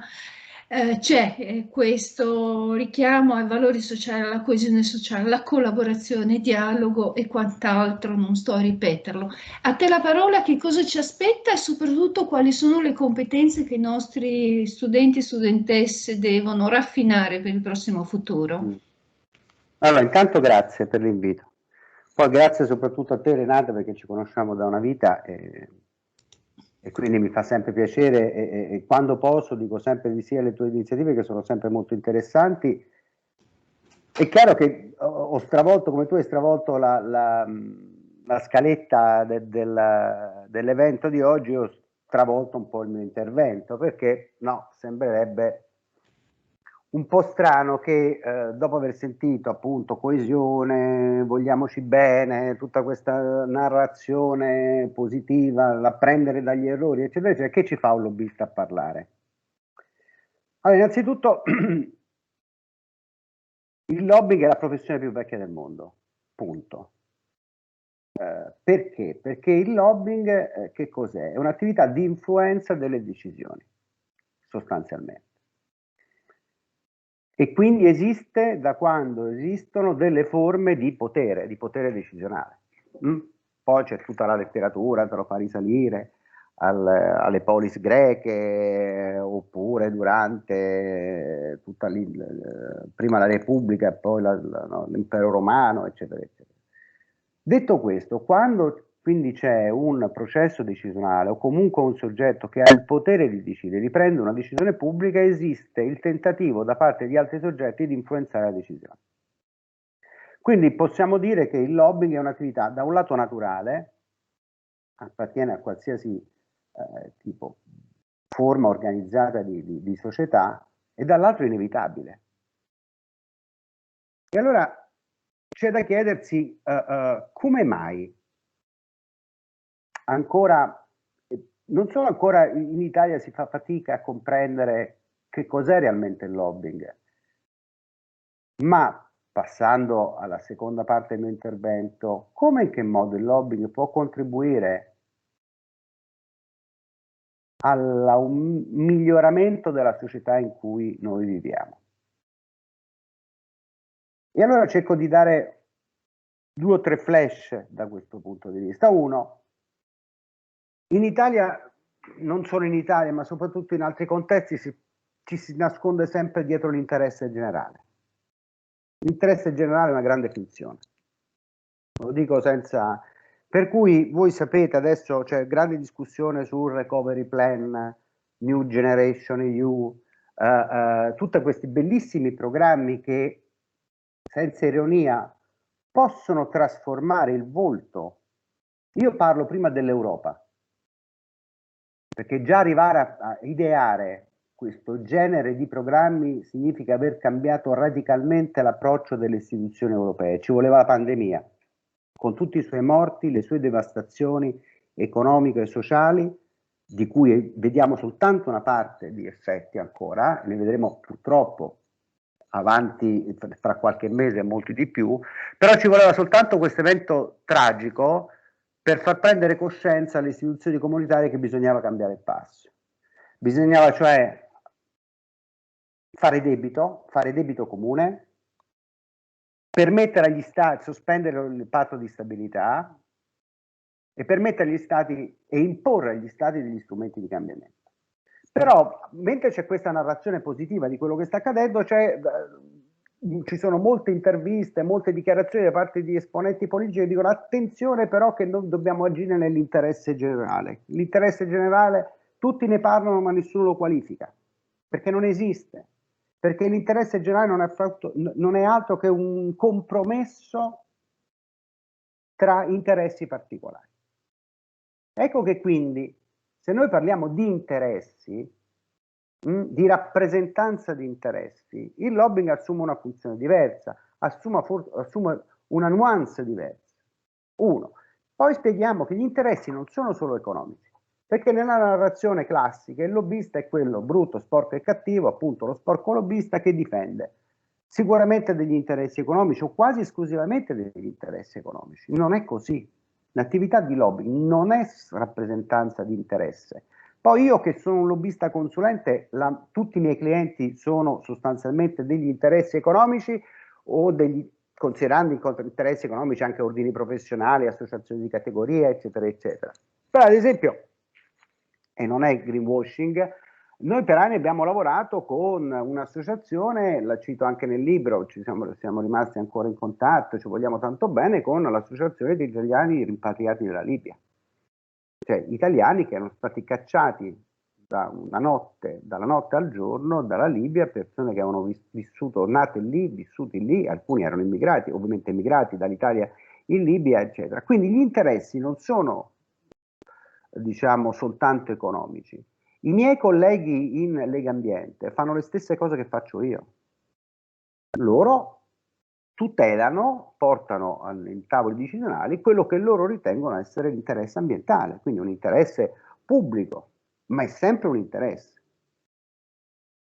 E allora le ONG ovviamente fanno la stessa cosa, le organizzazioni non governative, le associazioni consumeriste. In America esiste una bellissima letteratura di quelli che sono i cambiamenti che grazie all'attività di lobbying le associazioni consumeriste hanno prodotto nella legislazione statunitense e che tuttora continuano a produrre nella legislazione statunitense.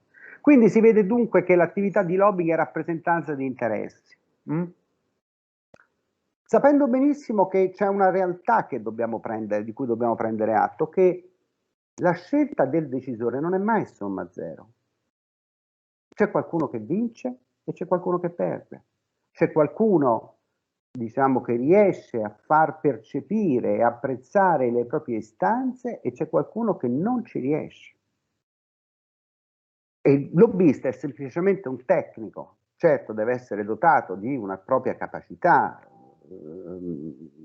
deve essere in grado di proporre in un tavolo istituzionale dei contenuti in grado di essere apprezzati dal decisore, ma stiamo parlando comunque di una competenza sicuramente tecnica che nulla a che vedere, diciamo, con quella che è la funzione del lobbying, che è una funzione essenzialmente democratica, cioè partecipare alla decisione pubblica. Il lobbying quindi non è una professione egoistica, è l'essenza della democrazia, è uno strumento di partecipazione, semplicemente questo. Allora, come sta cambiando?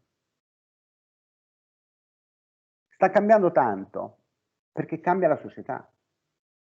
E il lobbying è un fenomeno sociale, perché si tratta di interessi presenti all'interno della società che cercano ascolto e che vogliono far sentire la propria voce. E allora in passato, quando io ho iniziato ormai 30 anni fa, ho festeggiato quest'anno i miei 30 anni di professione proprio pochi giorni fa, l'attività di lobbying era essenzialmente lobbying diretto. Che cosa significa? Che il gruppo di interesse interloquisce direttamente con i decisori, senza passare attraverso gli stakeholder, senza passare attraverso i media, quindi è un canale diretto nei confronti dei decisori. Ora non è più così. Ora questo canale continua a essere una delle possibilità dell'azione di lobbying, ma sempre di più la nostra attività e quindi anche le nostre competenze si stanno spostando sulla lobbying indiretto, quindi attraverso gli stakeholder, la costruzione del consenso attraverso gli stakeholder non decisori e attraverso ovviamente i media, vecchi e nuovi. Non siamo qui a discutere quanto siano efficaci, perché qui bisogna essere molto pragmatici e dire in alcuni casi funzionano molto meglio i nuovi media, i social media, in altri casi funzionano meglio i media tradizionali. Quindi dipende dai temi, dalle issue, dalla situazione politica e istituzionale, dipende da una serie di, diciamo, elementi che il lobbista però deve avere le capacità di riconoscere per così individuare qual è l'approccio strategico che è necessario per raggiungere il proprio obiettivo, che è quello, e lo ripeto, di influenzare il processo decisionale. Ora,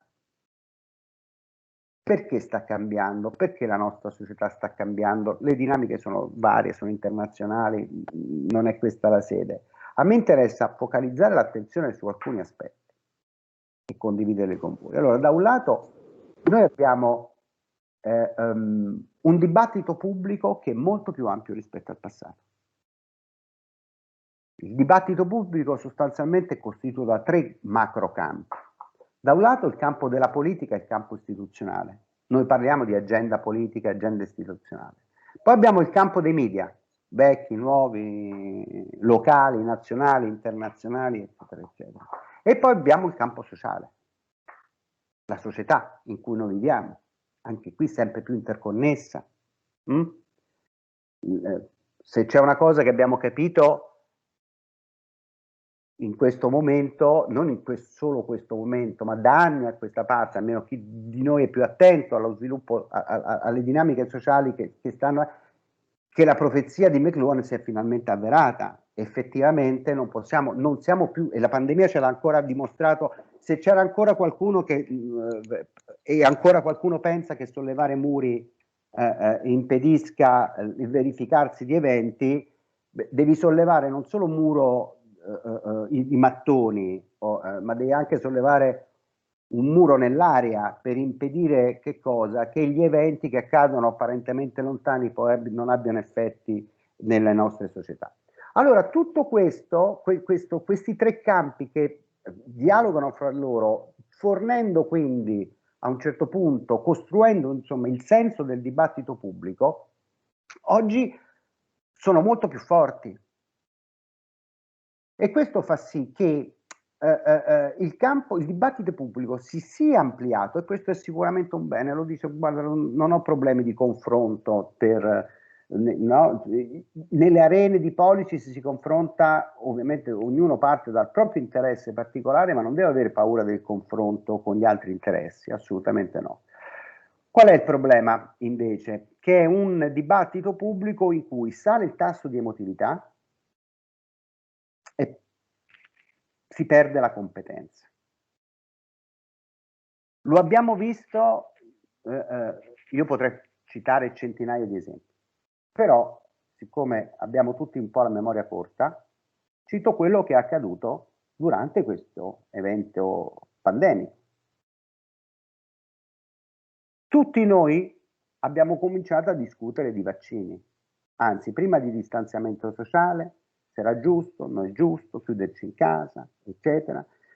Poi su modalità di trasmissione del virus, tutti noi, attraverso ovviamente delle forme che andavano dalla chat su WhatsApp, oppure alla telefonata all'amico, oppure al solito post su Facebook di discussione se era giusto o meno che il CTS. Quando io ero bambino questo non accadeva, l'avevamo già visto con i vaccini, figuriamoci adesso sul vaccino anti-Covid, ma sui vaccini, a tal punto che io, che sono abbastanza privilegiato perché diciamo vivo in un mondo che ho la possibilità di essere connesso, di avere quindi una formazione culturale non per mio merito ma per il caso, io ho chiamato i miei amici di Google 5 anni fa, 6 anni fa, perché quando io ho convinto pro vaccini, quindi anti-Novax, però digitavo Google vaccini pediatrici, le prime 3 pagine erano 85-90% di voci problematiche sul vaccino pediatrico. Quando si parla di responsabilità di comunicatori, poi un domani dovremo parlare di responsabilità delle piattaforme, perché poi, e questo sarebbe da organizzarci un convegno, perché l'algoritmo, demandare tutto all'algoritmo, diciamo che crea qualche problema di cui la democrazia bolle, e non ne sto a parlare perché è un tema che mi affascina e che quindi potrei parlare delle ore. Bene, il tema della competenza come disvalore però, questo è un problema perché all'interno del dibattito pubblico non è vero che siamo tutti uguali. Io dico che gli interessi sono tutti uguali del della democrazia, ma noi non siamo tutti uguali. È una responsabilità, ce l'avete anche voi insegnanti, o almeno perché far valutare gli insegnanti, che sembra una grande forma di democrazia, eccetera, eccetera, chi ha scritto uno dei più bei libri sulla fine della competenza negli Stati Uniti, cita proprio questa cosa. Nel momento in cui facciamo valutare gli studenti un insegnante, i due soggetti non sono sullo stesso piano, mi dispiace.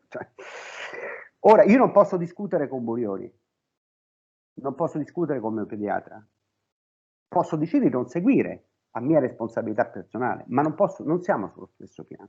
Così come non posso discutere con te, Renata, perché io ho delle competenze cioè posso discutere, ma non posso arrogarmi il diritto di dire tu non capisci niente, anzi, visto che hai delle competenze, probabilmente sei pagato da chissà quale interesse, eccetera, eccetera, che quindi la delegittimazione dell'avversario. Ora però questo è il contesto in cui noi ci muoviamo e in cui si muovono anche i gruppi di interesse per far ascoltare la propria voce, e quindi in questo dobbiamo adeguarci, significa non utilizzare le stesse forme, ma a un certo punto difendere anche dei principi di competenza, perché se non passano questi principi di competenza si arriva a un mélange decisionale in cui 1 vale 1, che è una grande finzione. 1 vale 1 quando andiamo a votare, 1 vale 1 quando discutiamo insieme, 1 non vale 1 quando si decide su determinate cose, perché c'è qualcuno che ha dei ruoli di responsabilità per poter decidere e altri no. Io non ho dei ruoli di responsabilità per poter decidere, io però ho la responsabilità di far ascoltare la voce dei miei interessi quando mi si dà un tavolo di trattativa. Noi vediamo, vado veloce, volatilità. Tutto cambia più velocemente rispetto al passato, questi gruppi di interesse lo devono capire. Incertezza. È tutto più incerto. Le certezze di oggi, noi sappiamo che domani, dopodomani, non dico vengono meno, ma possono essere inficiate. Guardate che cosa è successo, per ripetere l'esempio, no? La scorsa estate eravamo tutti fuori dalla pandemia, dopo 3 mesi stavamo di nuovo in lockdown. Complessità. Viviamo una società più complessa, la mia professione è molto più complessa rispetto al passato, i centri decisionali, le arene di policy sono molto più complesse rispetto al passato, Bruxelles ha un ruolo, c'è la Washington, ma anche in decisioni che tu dici ma cosa c'entra per il formaggio italiano? No, anche per il formaggio DOP italiano l'arena di policy è quindi per quell'agricoltore o per quell'insieme di agricoltori che si riuniscono in gruppo di interesse per tutelare il loro prodotto, ormai c'è un'arena di policy che non è più il comune, o almeno non è più soltanto il comune, la regione, lo Stato nazionale, ma si arriva a Bruxelles e si arriva addirittura al WTO. L'ambiguità, perché diciamo viviamo in una... pensate quanto, per fare un esempio di ambiguità, fino a pochi anni fa l'Istat ti diceva qual era il tasso di disoccupazione, punto. Oppure il tasso dell'inflazione. Oggi c'è un'interpretazione del dato. Il dato è sempre lo stesso, ma può essere interpretato in maniera diversa e quindi questo determina un'ambiguità di fondo. È un dato positivo o un dato negativo? In passato non era così. Oggi, un po' perché abbiamo tutti degli strumenti cognitivi in più, un po' perché però si dibatte tutto di tutti, è chiaro che c'è un'ambiguità di fondo che rischia di essere problematica. E poi il conflitto. C'è un conflitto sociale, a me non mi dispiace.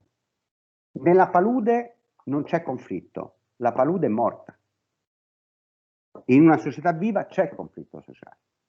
Un conflitto che deve essere ovviamente arginato democraticamente, cioè deve trovare una sua composizione, però l'attività di lobbying è anche questo. I gruppi di interesse per anni si sono ritratti, o almeno la gran parte dei gruppi di interesse si sono ritratti, non hanno svolto attività di lobbying. C'è ancora una difficoltà da parte dei pezzi di società di auto-organizzarsi e dire non posso più delegare ai partiti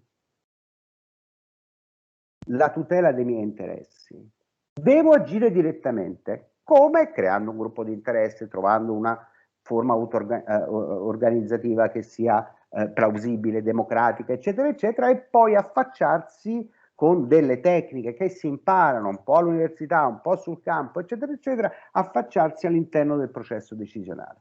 Quindi, e qui chiudo, velocità, bisogna essere molto più veloci. Per essere più veloci significa che devi essere più preparato, devi studiare di più, devi essere efficace nel presentare la tua posizione. Creatività, lo diceva uno, pensare fuori dagli schemi, quello che vale in passato non vale più oggi, e quindi io alle persone ormai che lavorano con me dico sempre, se ha funzionato 3 mesi fa, un anno fa, un piano, oggi non può non funzionare più. Dice, ma sì, ma abbiamo vinto l'altra volta. ma l'altra volta ci muovevamo in un contesto che è radicalmente diverso.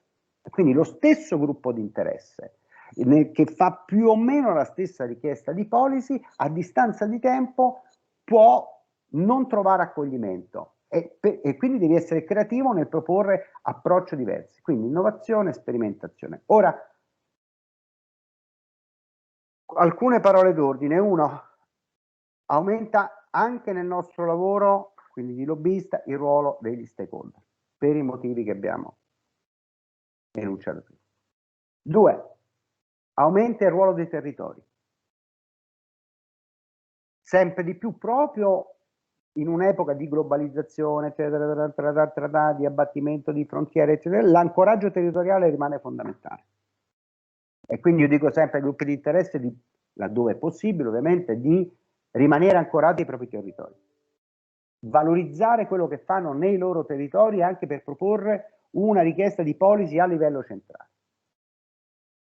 La nostra è una professione in forte crescita esponenziale, non soltanto perché aumentano i budget a nostra disposizione come consulenti, eccetera, eccetera, perché sempre più le aziende, ma al tempo stesso tutti quei soggetti che in passato ritenevano non era necessario fare attività di lobby dal punto di vista professionale, adesso si dotano di budget, di professioni per svolgere questo tipo di attività. Quindi da questo punto di vista è molto interessante il fenomeno. Io ritengo la modernizzazione del nostro paese passa anche attraverso una attività dei gruppi di interesse. L'attività dei gruppi di interesse nel far ascoltare la loro voce è un'attività dispendiosa, costosa, significa mettersi in gioco, significa però far venir meno la giustificazione, che noi italiani siamo sempre bravissimi a trovare. Io su questo sono abbastanza negativo, no? Nei confronti del nostro modus operandi, no? Aspetto i ristori. Ah, non mi hanno considerato. Questo è un governo di stronzi perché non mi ha considerato, scusate il termine, e quelli prima pure non ci hanno considerato. Fatti ascoltare. Scendi in campo, auto-organizzati, non ce la fanno i vecchi gruppi di rappresentanza tradizionali, corpi sociali intermedi, puoi organizzarti. La fine del benaltrismo passa anche attraverso una partecipazione diretta. Quando io dico, io adesso sto facendo una tazza come ve la manderò, c'è una bellissima frase che spiega il senso della professione, secondo me, è una frase di un anonimo degli anni 2000 negli Stati Uniti che dice: "If you are not at the table, you are on the menu". Se non stai al tavolo di trattativa, sei sul menù. Questo è il sale però della democrazia, può essere giusto o non giusto, è il sale della democrazia. Il decisore non è onnisciente, il decisore prende in considerazione quegli interessi che riescono a farsi ascoltare. Ho finito. Grazie Fabio, straordinario come sempre. Incisivo, e penso che le indicazioni studiate sono arrivate forte e chiare, mi pare di capire. Vediamo se subito a caldo c'è qualcuno che vuole chiedere qualcosa a Fabio Bistoncini. Non vedo manine. Ti puoi sì, c'è una manina, è sempre sotto mentite spoglie, tutor cieco. Ecco Rachele con sullo sfondo la nostra casina di Santa Chiara che non vediamo da tanto tempo. Prego Rachele. Intanto vi ringrazio anch'io per tutti gli interventi super interessanti e ragionando un attimo così, appunto, condivido le parole del professor Bistoncini, però mi chiedo anche a livello di società come queste diciamo, azioni di partecipazione possano essere effettivamente credibili da parte appunto della nostra società, cioè come farci percepire in questo modo? Magari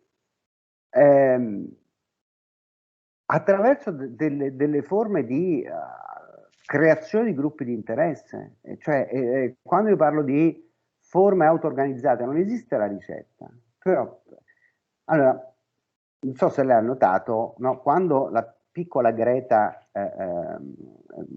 si è mossa, ovviamente c'è stato, e le dico all'inizio avevo anche io quell'approccio, l'approccio classico superficiale di che vuole sta ragazzina.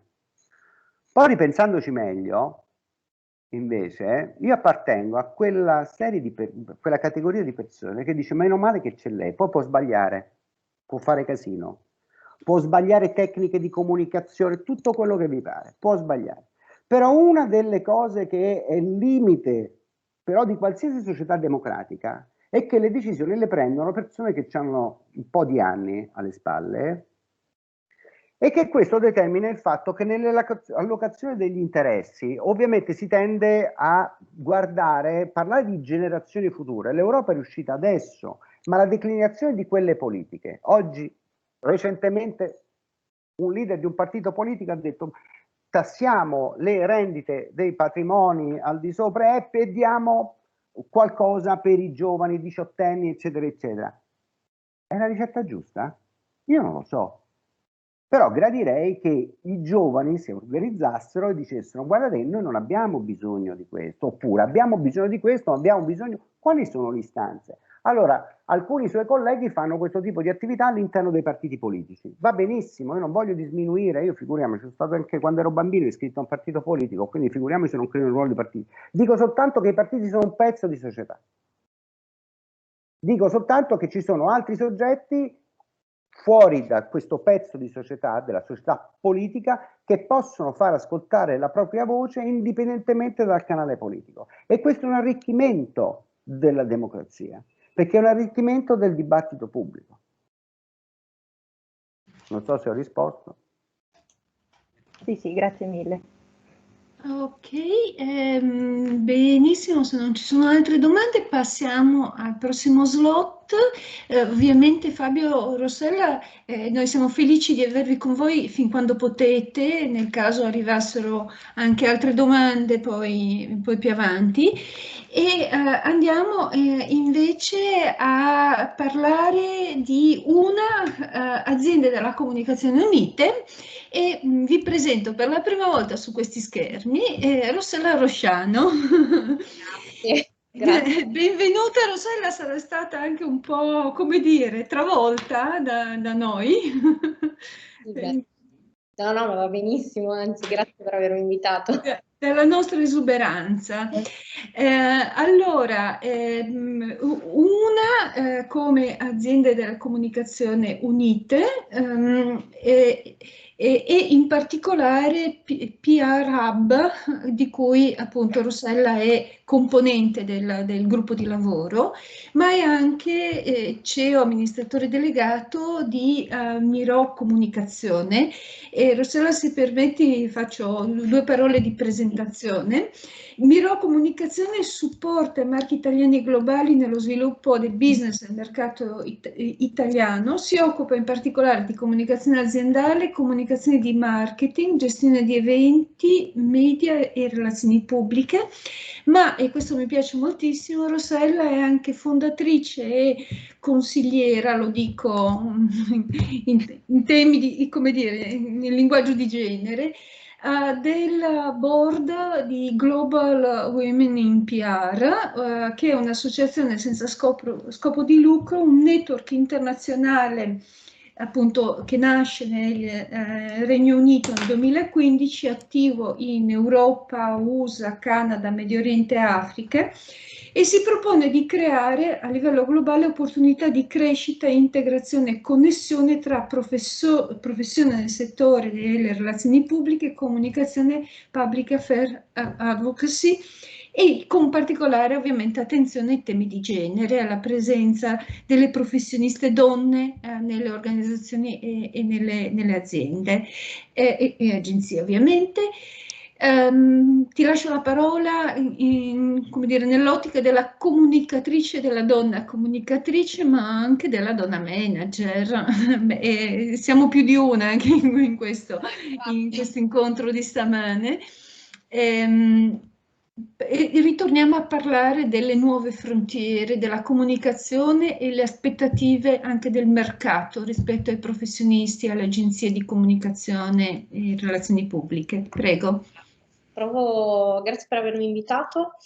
e grazie ai miei colleghi che hanno parlato prima di me. Provo a dare un quadro di quello che sta succedendo all'interno del mondo delle relazioni pubbliche e poi magari faccio un piccolo accenno al lato proprio delle donne nelle pubbliche relazioni con un progetto diciamo internazionale che ci vede coinvolte.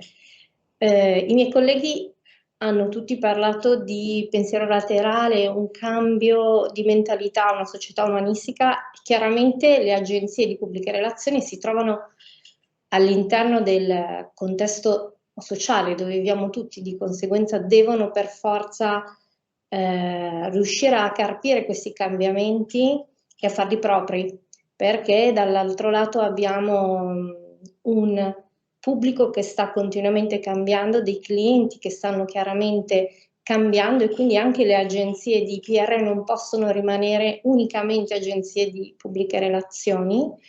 All'interno di una abbiamo tantissime anime, come diceva la professoressa, appunto una è l'associazione delle agenzie di comunicazione italiane, abbiamo centri media, advertising, agenzie creative, la parte di PR, una parte digital o di social media management e influencer marketing.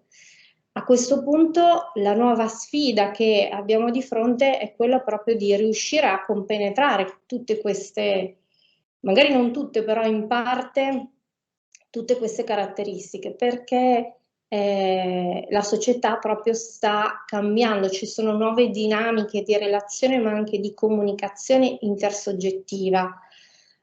Come dicevano all'inizio, proprio abbiamo tutta una serie di strumenti nuovi che ci portano un approccio differente nel contesto comunicativo e anche nel rapporto con l'altro. Non abbiamo più solo il giornalista, abbiamo l'influencer, abbiamo la persona normale, cioè dobbiamo riuscire a comunicare i nostri brand, i brand tra virgolette clienti, in un modo che sia diverso. E soprattutto chi lavora in agenzia, quindi gli studenti che adesso escono da questi corsi, devono avere tutta una serie di caratteristiche che forse uniscono, un po' come diceva appunto Andrea Farinet, la parte umanistica con quella più legata alla magari tecnica.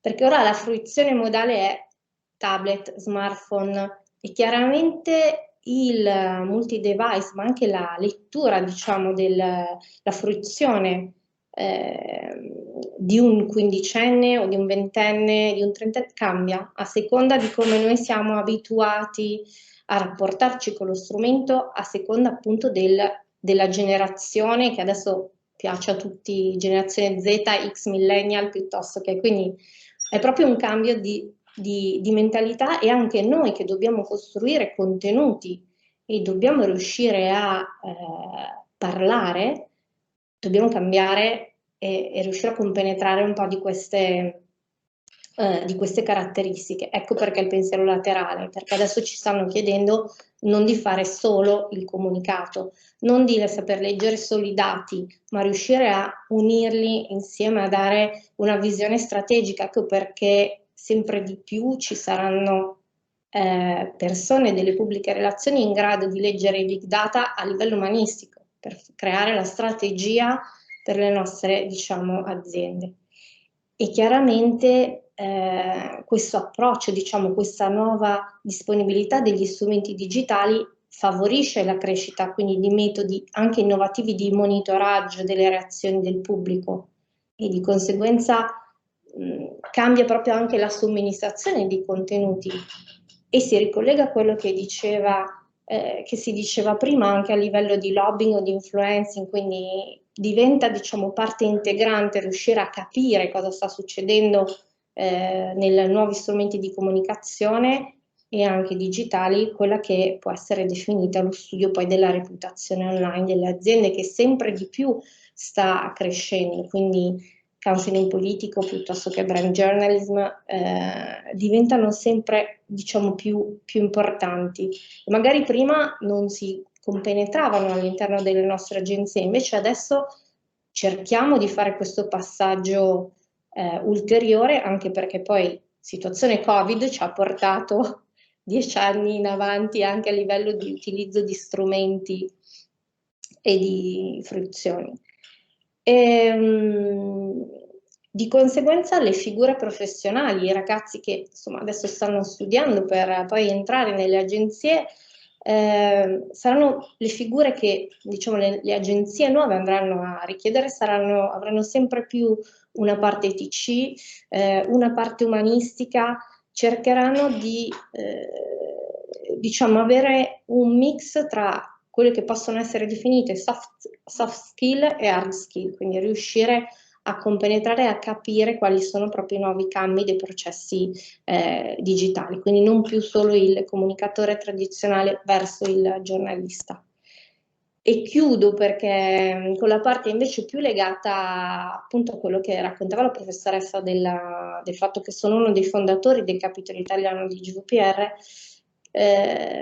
quindi le donne nelle pubbliche relazioni, sapete tutti o tutte, diciamo, il famoso tetto di cristallo, quindi ad un certo punto non riusciamo ad andare oltre determinate posizioni.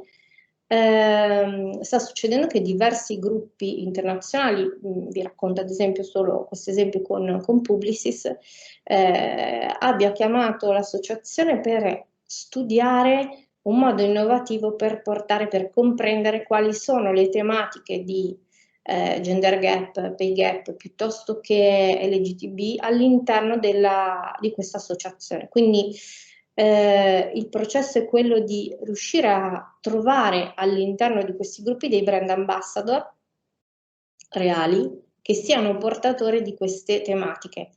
E soprattutto la parte iniziale è capire che cosa interessa all'Italia, perché nella casa madre francese la cosa più importante era legata al tema del LGTB, mentre in Inghilterra era più, il tema fondamentale era sul pay gap.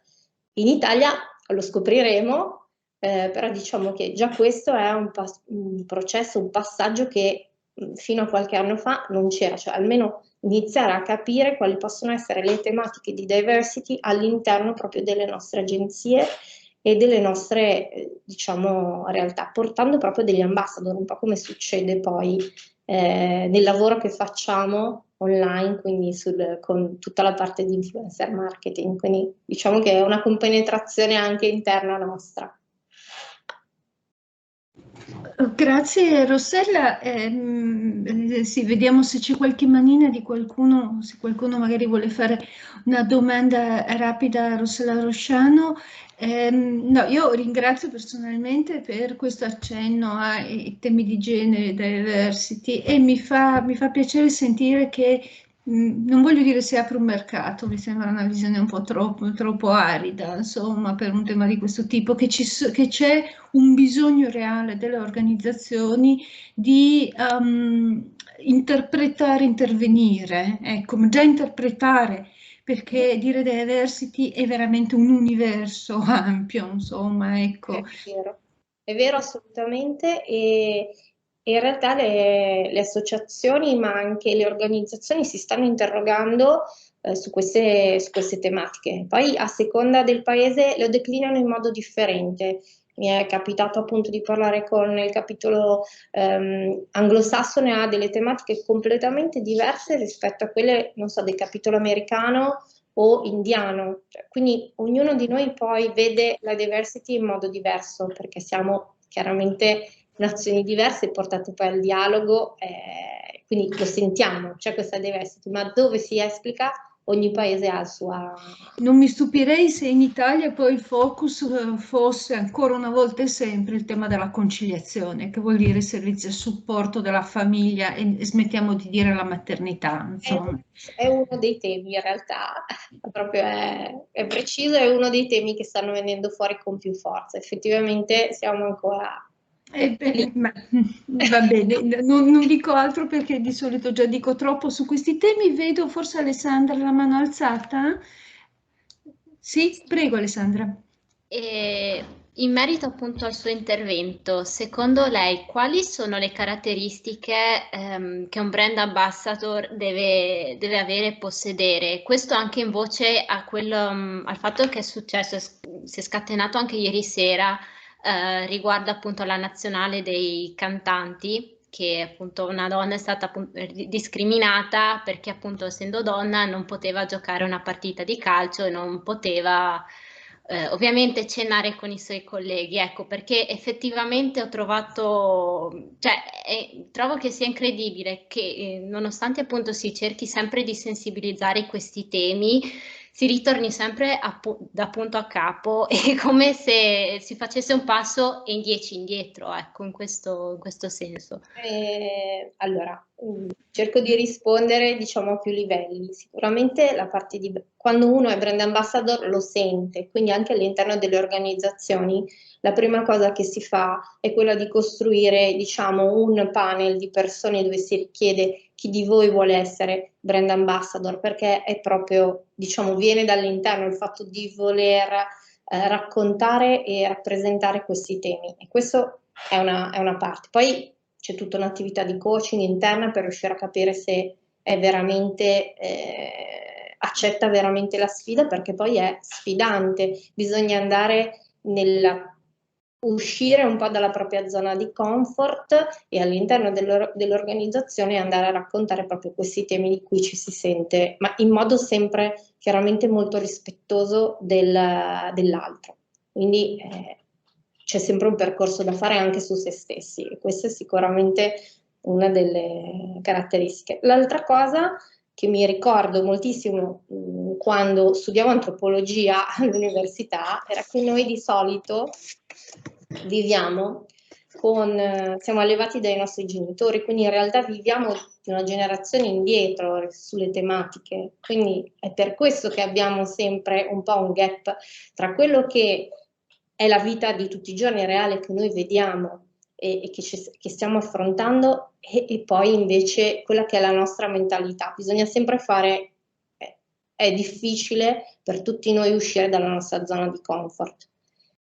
La situazione poi del calcio, tutta quella che è stata raccontata, quella purtroppo mi ricordo che successe anche a me, adesso questo proprio ricordo di bambina, che volevo giocare con i miei cugini fratelli, quindi ero l'unica femmina in mezzo a 5, quindi eravamo a calcio, ma poteva andare solo fino, mi sembra, alle scuole elementari, perché dopo non esisteva la possibilità di... Quindi è proprio un approccio che deve fare, un cambio che deve fare il paese in realtà, la mentalità delle persone, insomma, quindi lì non possiamo cambiarla così, accendendo, spegnendo la luce.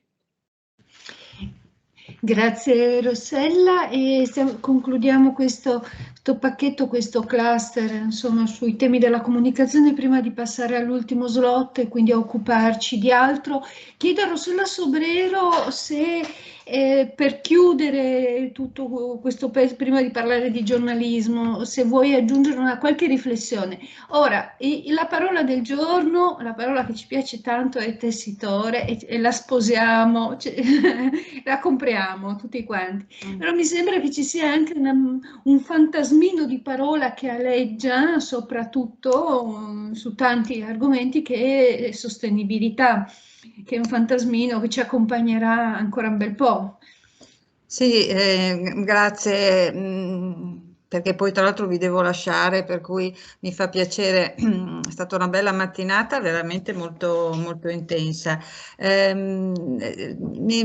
La questione per esempio dei silos che è stata evocata, mi fa riflettere proprio sul fatto che la sostenibilità invece tende a essere trasversale, quindi ad andare attraverso, no, tutti i silos dell'organizzazione. Questo è quindi la sostenibilità può essere non solo vista come strumento di competitività, che oramai lo diciamo da un po', ma anche come strumento di condivisione all'interno dell'organizzazione. Quindi è molto importante non solo approfondire tutti questi temi, perché sapete, insomma, la sostenibilità è un argomento complesso, ma cercare di farli propri per provare proprio a innestare questo cambiamento. Il CSR Manager Network, appunto, che è un'associazione, raggruppa ormai circa 200 professionisti che lavorano ogni impresa, ma anche consulenza, comunicazione, eccetera, sta proprio cercando di far capire che il CSR Manager non è più solo quello che raccoglie i dati per fare il bilancio sociale, come era inteso anni fa, sbagliato però era intesa così, ma è quello che aiuta l'organizzazione a fare un cambiamento. Ecco, questo è forse appunto una parola importantissima, è proprio questa. Rossello Rosciano dice comfort zone, dobbiamo uscire dalla comfort zone, riferendosi in questo caso al tema diversity and inclusion, ma io dico che dobbiamo uscire dalla comfort zone in generale, perché dobbiamo avere veramente coraggio di abbandonare, tra l'altro, degli stili e dei comportamenti che non è neanche che, cioè è meglio che li abbandoniamo perché hanno portato parecchi danni, e cercare di provare, nessuno ha la bacchetta magica, ma provare anche a fare cose nuove. Su questo, io lo dico spesso anche ai miei studenti, dico bisogna che siano poi i giovani anche a darci una mano, perché noi abbiamo fatto i danni e cerchiamo anche di dare un contributo per risolverli, però la vera differenza la faranno i giovani, cioè anche diciamo, lo stimolo di Fabio Bistoncini quando dice fate sentire la vostra voce in modo organizzato è verissimo, anch'io lo dico sempre. Cito una frase di Don Luigi Ciotti che l'ho sentito dire 20 anni fa e mi aveva colpito, parlava ai giovani e diceva: ragazzi, dovete ribellarvi, non dovete vivere da incazzati, ma dovete sempre incazzarvi. Adesso anch'io la riporto perché se l'ha detto un prete la posso dire anch'io. Però per dire, avere sempre quello spirito critico di voler cambiare le cose, senza per questo però vivere sempre in perenne conflitto anche con se stessi e con gli altri. Quindi trovare questa parola nuova per me, perché io non l'ho mai usata, equilibrio, perché mi sembrava una parola un po' mediocre, sì, quelli equilibri sono quelli che non prendono mai parte, invece no. Ho capito che è una parola, anche quando parliamo di sostenibilità, di futuro per i giovani, la parola equilibrio è fondamentale, bisogna trovare l'equilibrio giusto per avere capacità critica, grinta, per cercare di cambiare le cose, però appunto senza poi dimenticare che c'è tutta una sfera anche di relazioni che vanno preservate. Quindi io appunto con questo vi saluto, mi sembra che sia stata una mattinata molto interessante e poi non vedo l'ora di tornare a Gorizia di persona. Ciao a tutti. E noi ti accoglieremo con molta gioia come sempre, e anche tutti gli altri ospiti che vorranno venire a trovarci, anche Rossella Rosciano che ospiteremo, io sono certa capiterà presto. E vediamo se c'è qualche domanda al volo, non vedo manine, quindi passiamo all'ultimo slot tematico. Ah, Fabio Bistoncini, ci vuoi salutare? Vuoi venire anche tu? Torni a Gorizia prima o poi, però. Se mi inviti io torno.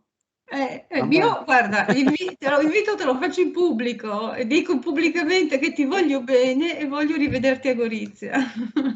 Grazie a tutti. Va bene, grazie molte Fabio.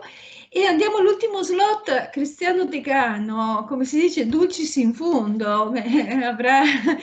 Ti abbiamo fatto aspettare, ma insomma gli argomenti sono stati tanti, avrai modo anche sicuramente di riprendere alcune delle suggestioni che sono circolate stamattina dagli altri interventi. Allora, vi presento Cristiano Degano, che è presidente dell'Ordine dei giornalisti del Friuli Venezia Giulia, e Cristiano è un po' come dire, è parco di note biografiche, però io comunque l'ho stanato e ho scoperto che è giornalista professionista dal 1984 e che dopo le prime esperienze in radio e televisioni anche private come Tele4 a Trieste è entrato nell'85 alla redazione della sede RAI del Friuli Venezia Giulia, e dove è rimasto fino al 2016 con la qualifica di vice caporedattore e responsabile della struttura di programmazione italiana. È stato consigliere della regione Friuli Venezia Giulia e dal 93 al 2008 ha ricoperto varie incarichi, tra l'altro presidente del Consiglio, vicepresidente della Giunta e assessore a commercio, turismo, viabilità, trasporti, sanità, politiche sociali della regione Friuli Venezia Giulia. Dal 2013 è presidente dell'Ordine dei giornalisti, diciamo, il presidente attivo, dinamico e sempre ricettivo, che sempre risponde a tutte le nostre tantissime sollecitazioni e inviti, anche inviti appunto a Gorizia e qualche volta anche all'alba di prima mattina, che non sempre concilia, non è un orario buono per i giornalisti, ma lui ha sempre risposto veramente con tanto entusiasmo. Cristiano, una riflessione su informazione pubblica. Stamattina in un'altra riunione abbiamo detto che bisogna cominciare a ragionare una distinzione netta tra informazione pubblica, gli obiettivi che ha, e la comunicazione. Certo non sono la stessa cosa, qua si apre appunto una quantità di uno spazio di riflessione. Ma al di là di questo, in questi mesi siamo tutti stati portati a pensare al ruolo dell'informazione pubblica, che si è rivelata cruciale come mai, e tutti appunto siamo stati vittime o interessati a capire qual è la verità. Ci siamo chiesti, ma la verità dove sta? I psicologi sanno che le verità sono tante quante sono le persone, e quindi una verità unica, condivisa, è abbastanza complicata. Abbiamo visto molti fenomeni dell'informazione pubblica. A te un po' così questo spazio di riflessione, considerazioni e anche magari qualche suggerimento per i nostri studenti e studentesse. Grazie Renata, buongiorno a tutte e a tutti. Ringrazio anch'io per questa opportunità, per questa occasione di confronto con tanti relatori che hanno portato degli argomenti, delle riflessioni davvero molto interessanti. Mi riallaccio a quello che diceva anche poco fa Rossella Rosciano, che ha accennato e delineato come sta cambiando e come è cambiato in questi anni il mondo della comunicazione. Quindi vorrei innanzitutto sottolineare i cambiamenti che ci sono stati e che continuano ad avvenire, soprattutto nel mondo dell'informazione.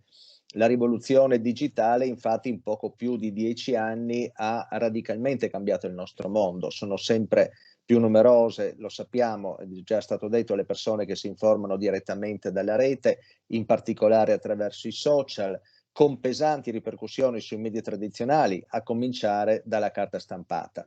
Qualche dato lo evidenzia questa situazione, l'ultimo rapporto Census sulla situazione sociale in Italia. Quasi l'80% della popolazione italiana oggi naviga su internet e oltre il 75% utilizza lo smartphone. Pensiamo che poco più di 10 anni fa, nel 2009, era solo il 15%. Regge abbastanza bene l'urto di questa rivoluzione tecnologica la televisione, anche se il digitale terrestre è ultimamente in lieve flessione, in particolare le cosiddette TV generaliste, a fronte di una significativa crescita della TV via internet, inutile che ricordo Netflix e tutte le altre nuove piattaforme, in particolare della cosiddetta mobile TV, cioè la TV che vediamo sul nostro telefonino, sul nostro smartphone, utilizzata ora da più del 30% degli italiani. Buoni anche i risultati della radio. Nel secolo scorso sembrava destinata a essere quasi cancellata dalla TV, invece oggi proprio la radio si rivela all'avanguardia dentro i cosiddetti processi di ibridazione del sistema dei media. Complessivamente i radioascoltatori sono attualmente l'80% degli italiani. Soffrono invece, e soffrono molto, i quotidiani che nel 2007, pensate, erano letti da circa il 67% dei nostri concittadini, oggi questi sono poco più del 35%. Un crollo confermato anche dall'osservatorio sulle comunicazioni dell'Agicom, l'autorità per la garanzia sulle comunicazioni, nelle comunicazioni, che diffonde ogni anno appunto i dati dell'osservatorio. Secondo gli ultimi dati il calo delle vendite dei quotidiani è stato di oltre il 40% solo negli ultimi 4 anni, comprese le copie digitali.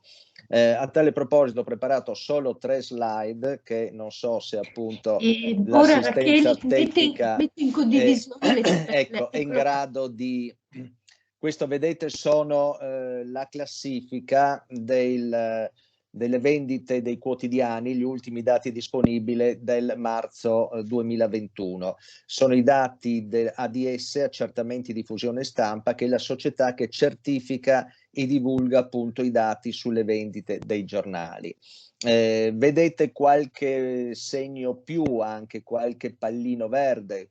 Questi sono i dati del marzo 2021 rispetto al dato del 2020 ed è confortante vedere qualche segno più.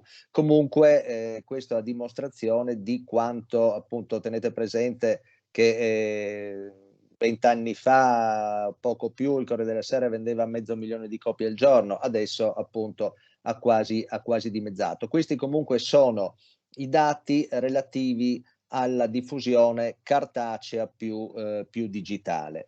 Da notare, ecco, al Messaggero Veneto, che è appunto uno dei giornali regionali, uno dei 2 giornali che hanno sede nel Friuli Venezia Giulia, il Piccolo Trieste, il Messaggero Veneto a Udine, che è uno dei giornali, dei quotidiani con un piccolo segno più, ed è appunto confortante, al 15° posto tra i giornali più venduti in Italia. Passerei alla slide successiva, sono sempre slide tratte da primaonline.it, Prima Comunicazione, appunto, che riporta mensilmente questi dati. Qua vedete sono tutti con il segno meno, questo invece sono i dati del marzo 2020 rispetto al mese precedente, al febbraio 2021, ed è bene notare che il Messaggero Veneto in questo caso è l'unico con il segno più, tutti gli altri, anche se rispetto al 2020 eravamo già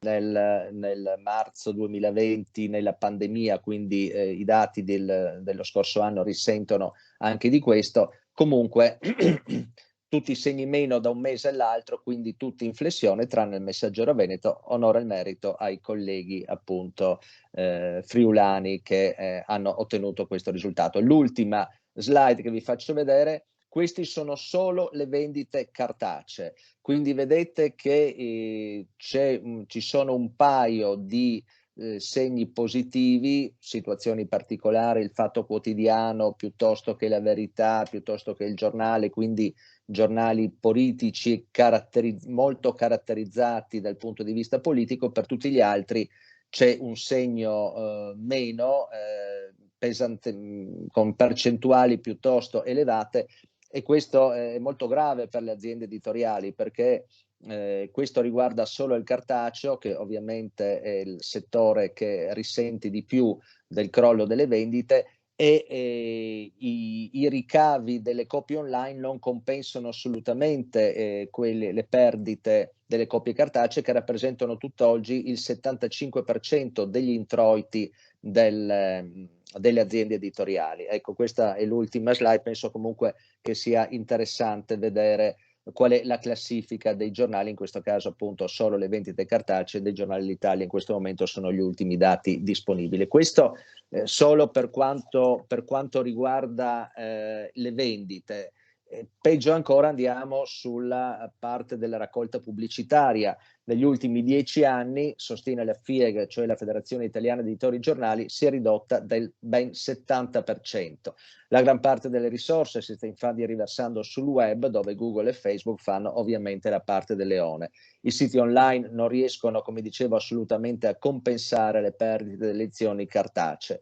Il calo della pubblicità, devo dire, che quindi va a sommarsi al calo delle vendite, quindi dei ricavati del venduto nelle edicole, è proseguito anche in quest'ultimo anno di pandemia, dove proprio per l'emergenza Covid-19 e per la conseguente fame di notizie e di informazioni hanno visto un significativo aumento degli ascolti delle TV e delle visite ai siti dei quotidiani, come dirò tra poco. Ecco, possiamo tornare adesso allo schermo, grazie per l'assistenza tecnica. Vi ho fornito, spero di non avervene dati troppi, qualche dato che comunque mi pare interessante per delineare come sta evolvendo la situazione dell'informazione in Italia, soprattutto per quanto riguarda appunto le testate dei quotidiani e in particolare le edizioni cartacee. Ecco, tutto questo per dire che questo progressivo ma rapido spostamento dell'informazione dai media tradizionali al web, in particolare ai social, contribuisce alla cosiddetta disintermediazione, ovvero a far meno della mediazione del giornalista. Rossella Rosciano, che vedo annuisce, ci ricordava poco fa, eravamo abituati come agenzie di pubbliche relazioni a rivolgersi principalmente ai giornalisti, adesso ci rivolgiamo piuttosto agli influencer. Anche la maggior parte degli esponenti politici, lo ricordiamo, si affida ormai prevalentemente ai social. Le notizie più importanti non vengono più diffuse oggi dalle agenzie di stampa, ma vengono diffuse attraverso un tweet o un post su Facebook, così arrivano direttamente al cittadino elettore senza appunto la mediazione del giornalista. Qualche forza politica, per dirla tutta, ha fatto anzi della disintermediazione un punto del proprio programma, dicendo, l'avrete sentito, non leggete i giornali ma guardate le nostre dirette Facebook. E sempre più spesso le tradizionali conferenze stampa vengono sostituite proprio dalle dirette Facebook, e questo anche prima dell'arrivo della pandemia, che ha drasticamente ridotto gli incontri in presenza.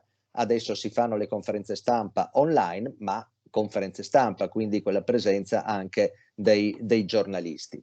Ma attenzione, se qualcuno pensa che grazie all'informazione diretta attraverso i social, senza la mediazione appunto del giornalista, i cittadini hanno più possibilità di scelta, più libertà, si sbaglia.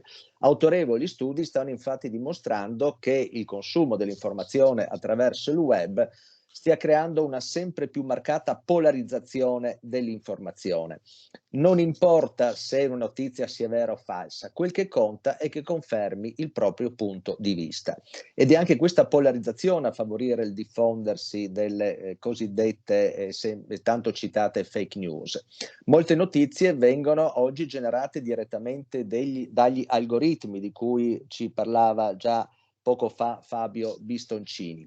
Gli stessi algoritmi che decidono quale pubblicità proporci sul web. Se noi cerchiamo per esempio oggi un albergo in montagna, per la settimana successiva ci arrivano la pubblicità di quello o di altri alberghi in montagna o comunque di argomenti consimili.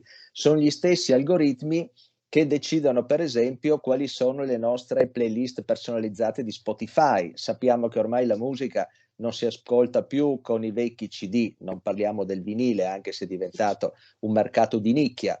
Si ascolta attraverso le piattaforme, in particolare attraverso Spotify, che ci presenta, ci propone delle bellissime playlist personalizzate, perché gli algoritmi sanno benissimo quali sono i nostri gusti e ci propongono quello che sanno perfettamente ci piace. Il problema è che sono gli stessi algoritmi che ci propongono poi le informazioni che ci piacciono, e qui il problema si fa ben più complesso, perché si creano le cosiddette camere dell'eco, nelle quali gli algoritmi appunto tendono a farci vedere messaggi, notizie, commenti verso i quali abbiamo già in precedenza mostrato interesse, a discapito di tutto il resto.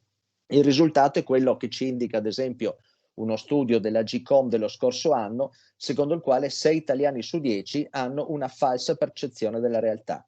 Il rapporto, che si intitola Percezioni e disinformazione, condotto in collaborazione proprio con l'SVG che ha sede a Trieste, sottolinea appunto le false percezioni del 60% degli italiani in relazione a fenomeni misurabili, attenzione, in senso oggettivo, dall'informazione sull'economia a quelle di tipo scientifico-ambientale, dal tema dell'immigrazione a quello della criminalità.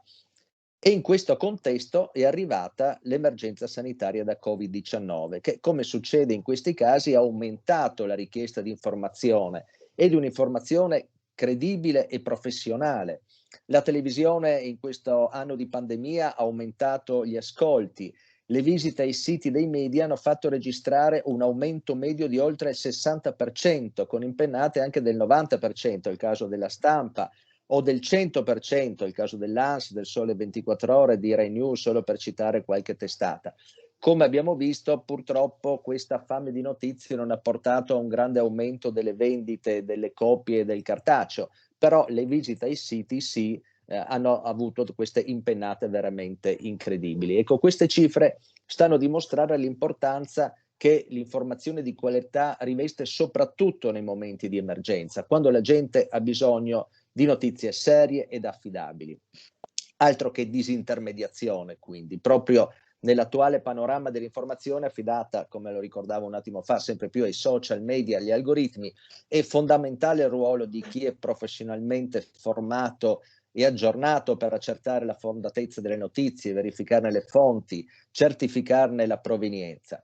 Di chi è inoltre tenuto al rispetto della deontologia professionale. Noi giornalisti abbiamo un codice deontologico, il testo unico doveri dei giornalisti, e siamo tenuti a rispettare questo codice, le carte deontologiche, penso alla Carta di Treviso che ci dice come dobbiamo comportarci quando parliamo di minori, piuttosto che la Carta di Roma, con un glossario che dice ai giornalisti qual è la terminologia esatta per definire gli immigrati, dal richiedente asilo all'immigrato irregolare.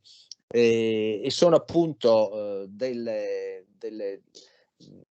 indirizzi che dobbiamo seguire. Se non li seguiamo siamo passibili di essere sanzionati dai consigli di disciplina che ci sono in tutte le regioni. Ecco, penso che questo sia una garanzia anche per il lettore, per appunto le persone che vengono informate. E sono questi i punti di forza della nostra professione, garantiti dall'appartenenza all'ordine dei giornalisti. Certo, un ordine da riformare, da adeguare alle nuove realtà. La nostra legge istitutiva, lo ricordavamo stamattina nel comitato di indirizzo, risale al 1963, quindi a quasi 60 anni fa, e da tempo lo stesso Ordine dei giornalisti e la Federazione Nazionale della Stampa e il Sindacato dei giornalisti chiedono al Parlamento di mettere mano ad una legge di riforma. Il Consiglio Nazionale dell'Ordine ha approvato già nel 2018 a larghissima maggioranza una proposta inviata al governo e alle forze politiche, proposta che prevede fra l'altro la riforma dell'accesso alla professione con un percorso solo universitario e il possesso di una laurea almeno di primo livello per poter accedere all'esame di Stato, all'esame di idoneità. Tutto questo proprio per qualificare sempre di più la professione giornalistica, che deve comunque tenere in considerazione anche le nuove figure professionali che stanno nascendo nel mondo dell'informazione e della comunicazione. E questo, devo dire, è un discorso abbastanza complesso e delicato. Il confine fra il lavoro del giornalista e quello del comunicatore è piuttosto labile e sempre di più labile, direi. C'è una legge, lo ricordavamo stamattina, la 150 del 2000, secondo la quale chi lavora nell'ufficio stampa di un ente pubblico deve necessariamente essere iscritto all'albo dei giornalisti. Ma nel 2000 non c'erano ancora i social e oggi diversi enti pubblici evitano di richiedere fra i requisiti, quando fanno un bando per un'assunzione quasi sempre purtroppo a livello temporaneo, l'iscrizione all'albo dei giornalisti, sostenendo che loro non è un ufficio stampa ma un ufficio di comunicazione, che non hanno bisogno di un giornalista ma di un social media manager. Anche se in molti casi le due figure si sovrappongono. Ci sono molti social media manager, penso a quello del Comune di Trieste, che è iscritto all'albo dei giornalisti e anzi dà una mano considerevole anche nei nostri corsi di formazione. A Roma si sta lavorando proprio in questi mesi per predisporre la cosiddetta legge 151, ovvero una riforma della 150 aggiornata ai nostri tempi. Il precedente governo, il Conte II, aveva istituito un'apposita commissione presieduta dalla ministra Dadone, passata però con il nuovo esecutivo Draghi e un altro dicastero, e quindi vedremo che fine farà questa commissione e se si riuscirà in tempi adeguati ad avere effettivamente una 151 di cui abbiamo tutti bisogno, noi giornalisti ma anche tutti i comunicatori. Concludo dicendo che quello che ho appena detto non è un problema di difesa corporativa, ma anche, direi, soprattutto di democrazia, perché un'informazione libera, corretta e, non dimentichiamolo, anche adeguatamente retribuita per essere davvero indipendente, è uno degli elementi fondamentali della nostra democrazia. Riguarda i giornalisti, ma direi riguarda in genere anche tutti i comunicatori.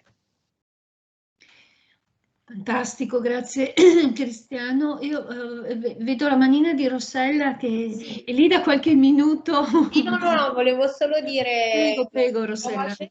Volevo giusto dire due cose su questo intervento e chiaramente sono molto d'accordo con quello che diceva appunto il collega, perché il problema delle agenzie di comunicazione barra PR che magari non appare subito è che avere dall'altra parte un giornalista formato e molto professionale per noi è meglio, perché abbiamo qualcuno che controlla, noi mandiamo un comunicato, adesso parlo proprio di ufficio stampa classico, io mando un comunicato e so che c'è qualcuno, c'è un direttore, vice direttore, caporedattore, quelli che volete, che controllino che la notizia sia reale.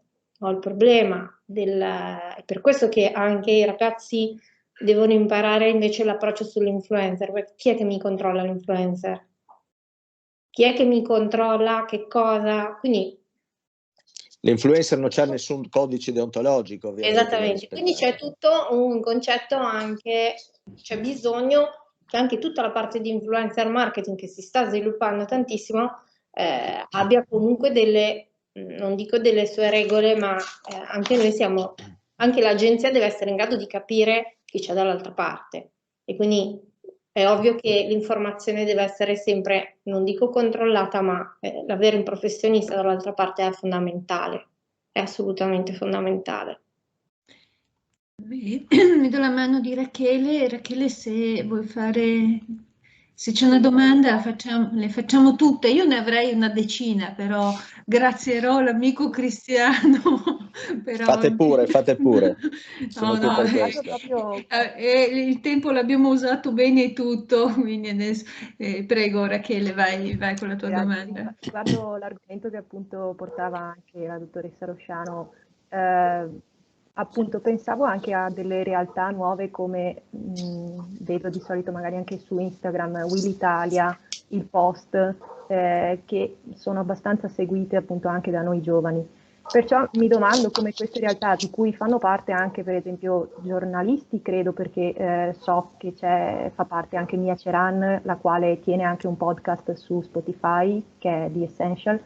E mi chiedo appunto come vengano visti da parte dell'ordine dei giornalisti e come effettivamente magari vengano regolamentate certe realtà. Cristiano, a te, prego. Sì, noi comunque, ripeto, adesso stiamo verificando, è proprio una discussione di queste settimane, di questi mesi.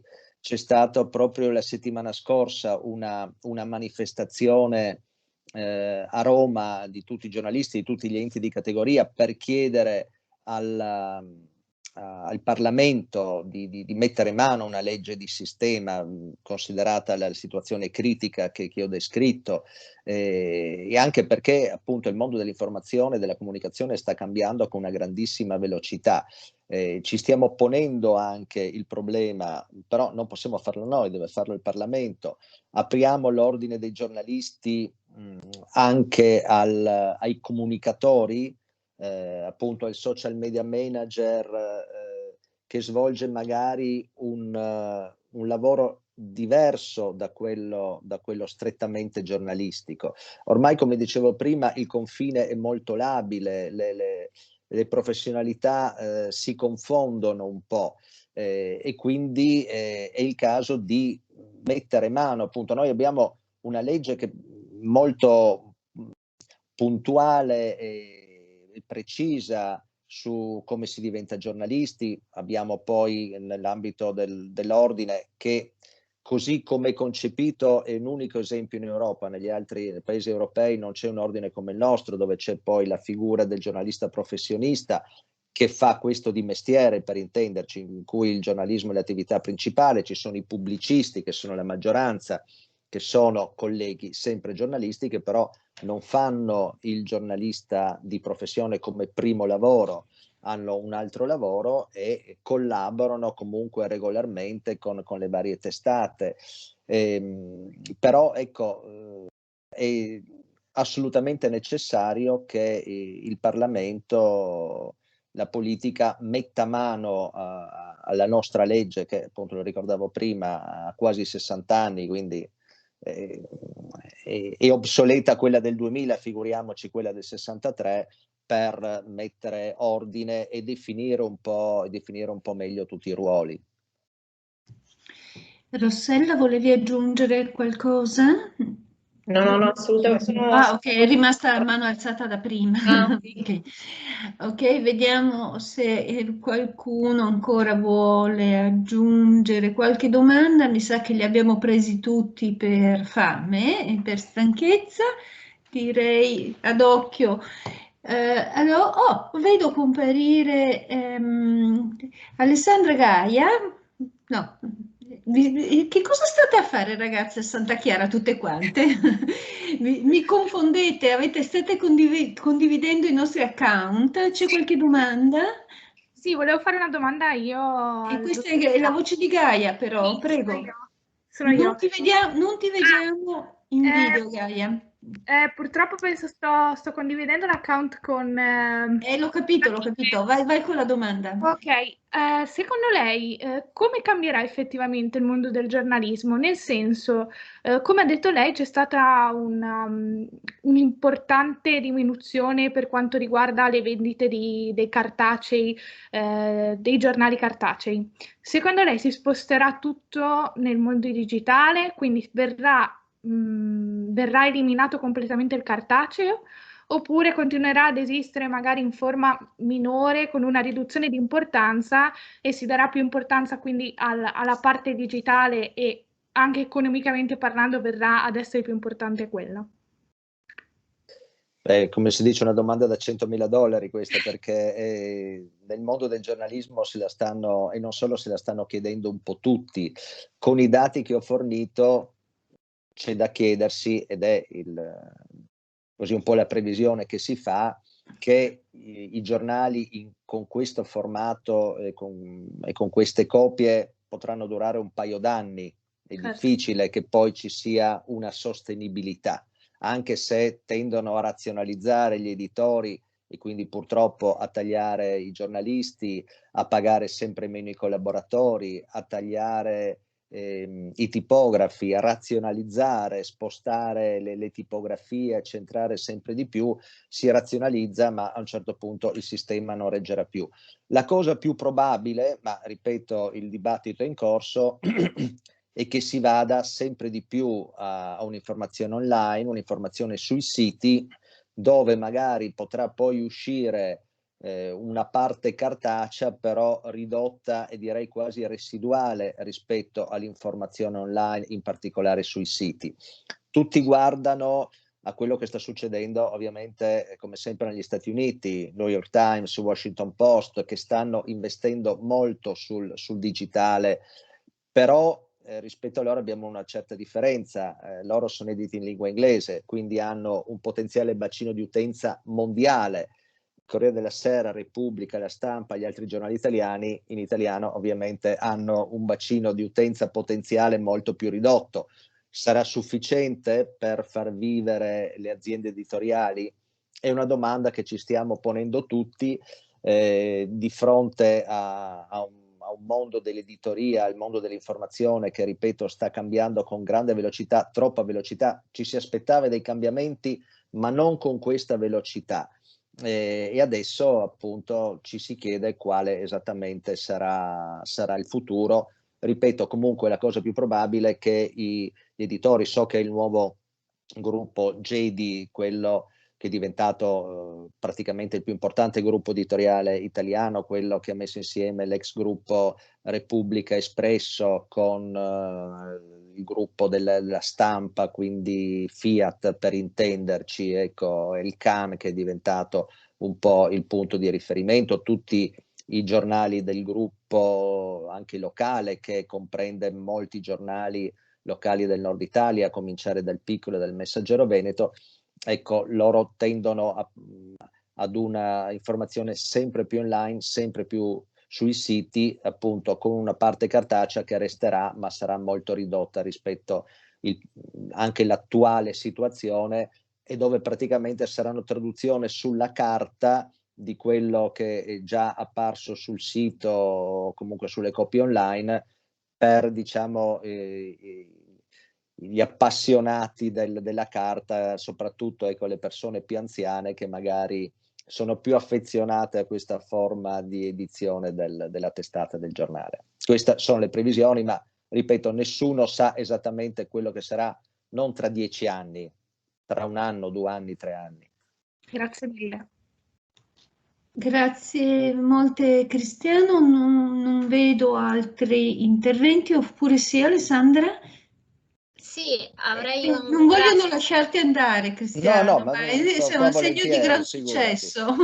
Sto molto volentieri a rispondere Prego, alle loro Alessandra. domande. Grazie. Più che altro io, se appunto c'è tempo, volevo fare una domanda sempre riguardo alle notizie ai giovani, perché appunto quello che vedo io dai social network, vedo che a volte appunto noi giovani condividiamo, mi metto in mezzo, però condividiamo molte notizie che vanno di moda. Perché magari non credono proprio in un ideale, però magari per sentito dire o per la propria community fanno il passaparola e quindi dicono: ah, che figo, condivido questa notizia perché l'influencer di turno incita noi giovani a fare una determinata tipo di cosa. Appunto, volevo chiederle se secondo lei questo è vero, oppure può far campo, non so, anche nel settore della disinformazione a volte, perché magari non sono informati su determinati temi, quindi ecco questo. Grazie in anticipo.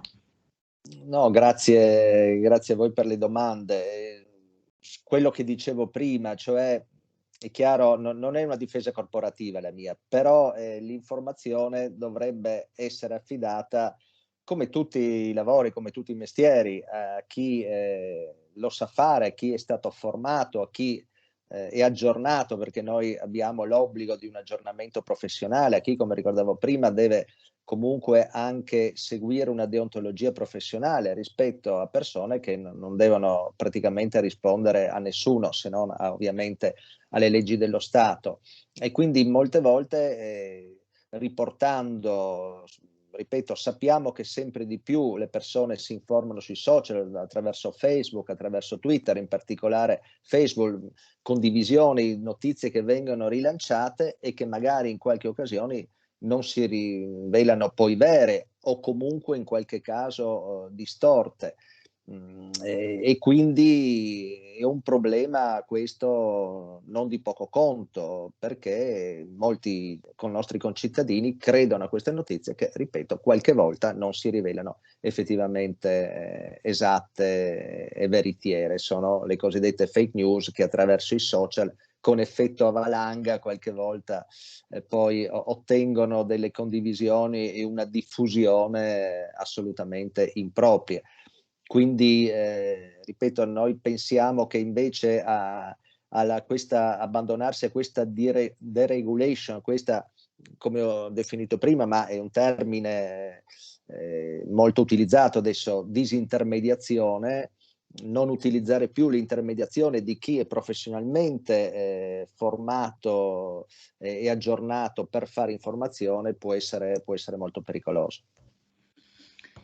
Ok, no, su questo io devo dire che sono molto favorevole a far pagare la competenza e la professionalità, e questo significa ad esempio quello che non avviene per le notizie online, dove si mescola alcuni siti anche autorevoli, si mescola alcuni giornali anche autorevoli, mescolano un po' di tutto, notizie pattume le chiamo io, ma anche fake, eccetera. Io sarei favorevole all'informazione online a pagamento che mi garantisca una verifica della qualità, insomma, della notizia, e tutto il resto vada pure sui canali liberi di appunto mode, propagazioni, fascinazioni, teorie complottiste varie ed eventuali, eccetera, insomma, perché e invece me le ritrovo insieme, per così dire, resta a me la responsabilità di dover capire che cosa mi stanno dicendo questi, mi vogliono vendere le barbabietole oppure mi stanno dando una notizia vera. Cioè, è un po' tanta responsabilità anche per il consumatore, dico io. No, senz'altro. Se posso fare così una precisazione su questo, come vedete sempre di più anche le grandi testate, i grandi giornali, ma anche i giornali locali, faccio riferimento ancora al piccolo Il Messaggero Veneto, chiedono un abbonamento anche per il sito, quindi alcune notizie, alcune informazioni sono libere a tutti, per altri bisogna avere magari un piccolo abbonamento, perché è fondamentale che appunto l'informazione fatta da professionisti si paga, come tutte le cose. Il problema è che mentre siamo abituati a pagare il giornale che troviamo in edicola, non siamo abituati a pagare per le informazioni che troviamo online, che troviamo sui siti. È proprio un fatto mentale di abitudine. I nostri concittadini pensano che l'informazione su internet debba essere per forza gratuita. Non è così, soprattutto per l'informazione professionale che appunto diventa seria, affidabile e, come ricordavo, soprattutto in momenti di emergenza come la pandemia che abbiamo attraversato, che stiamo ancora attraversando, speriamo di starne progressivamente uscendo. È particolarmente importante in queste situazioni un'informazione seria e affidabile, credibile, però è un'informazione che quindi viene fatta da professionisti e va pagata in quanto tale.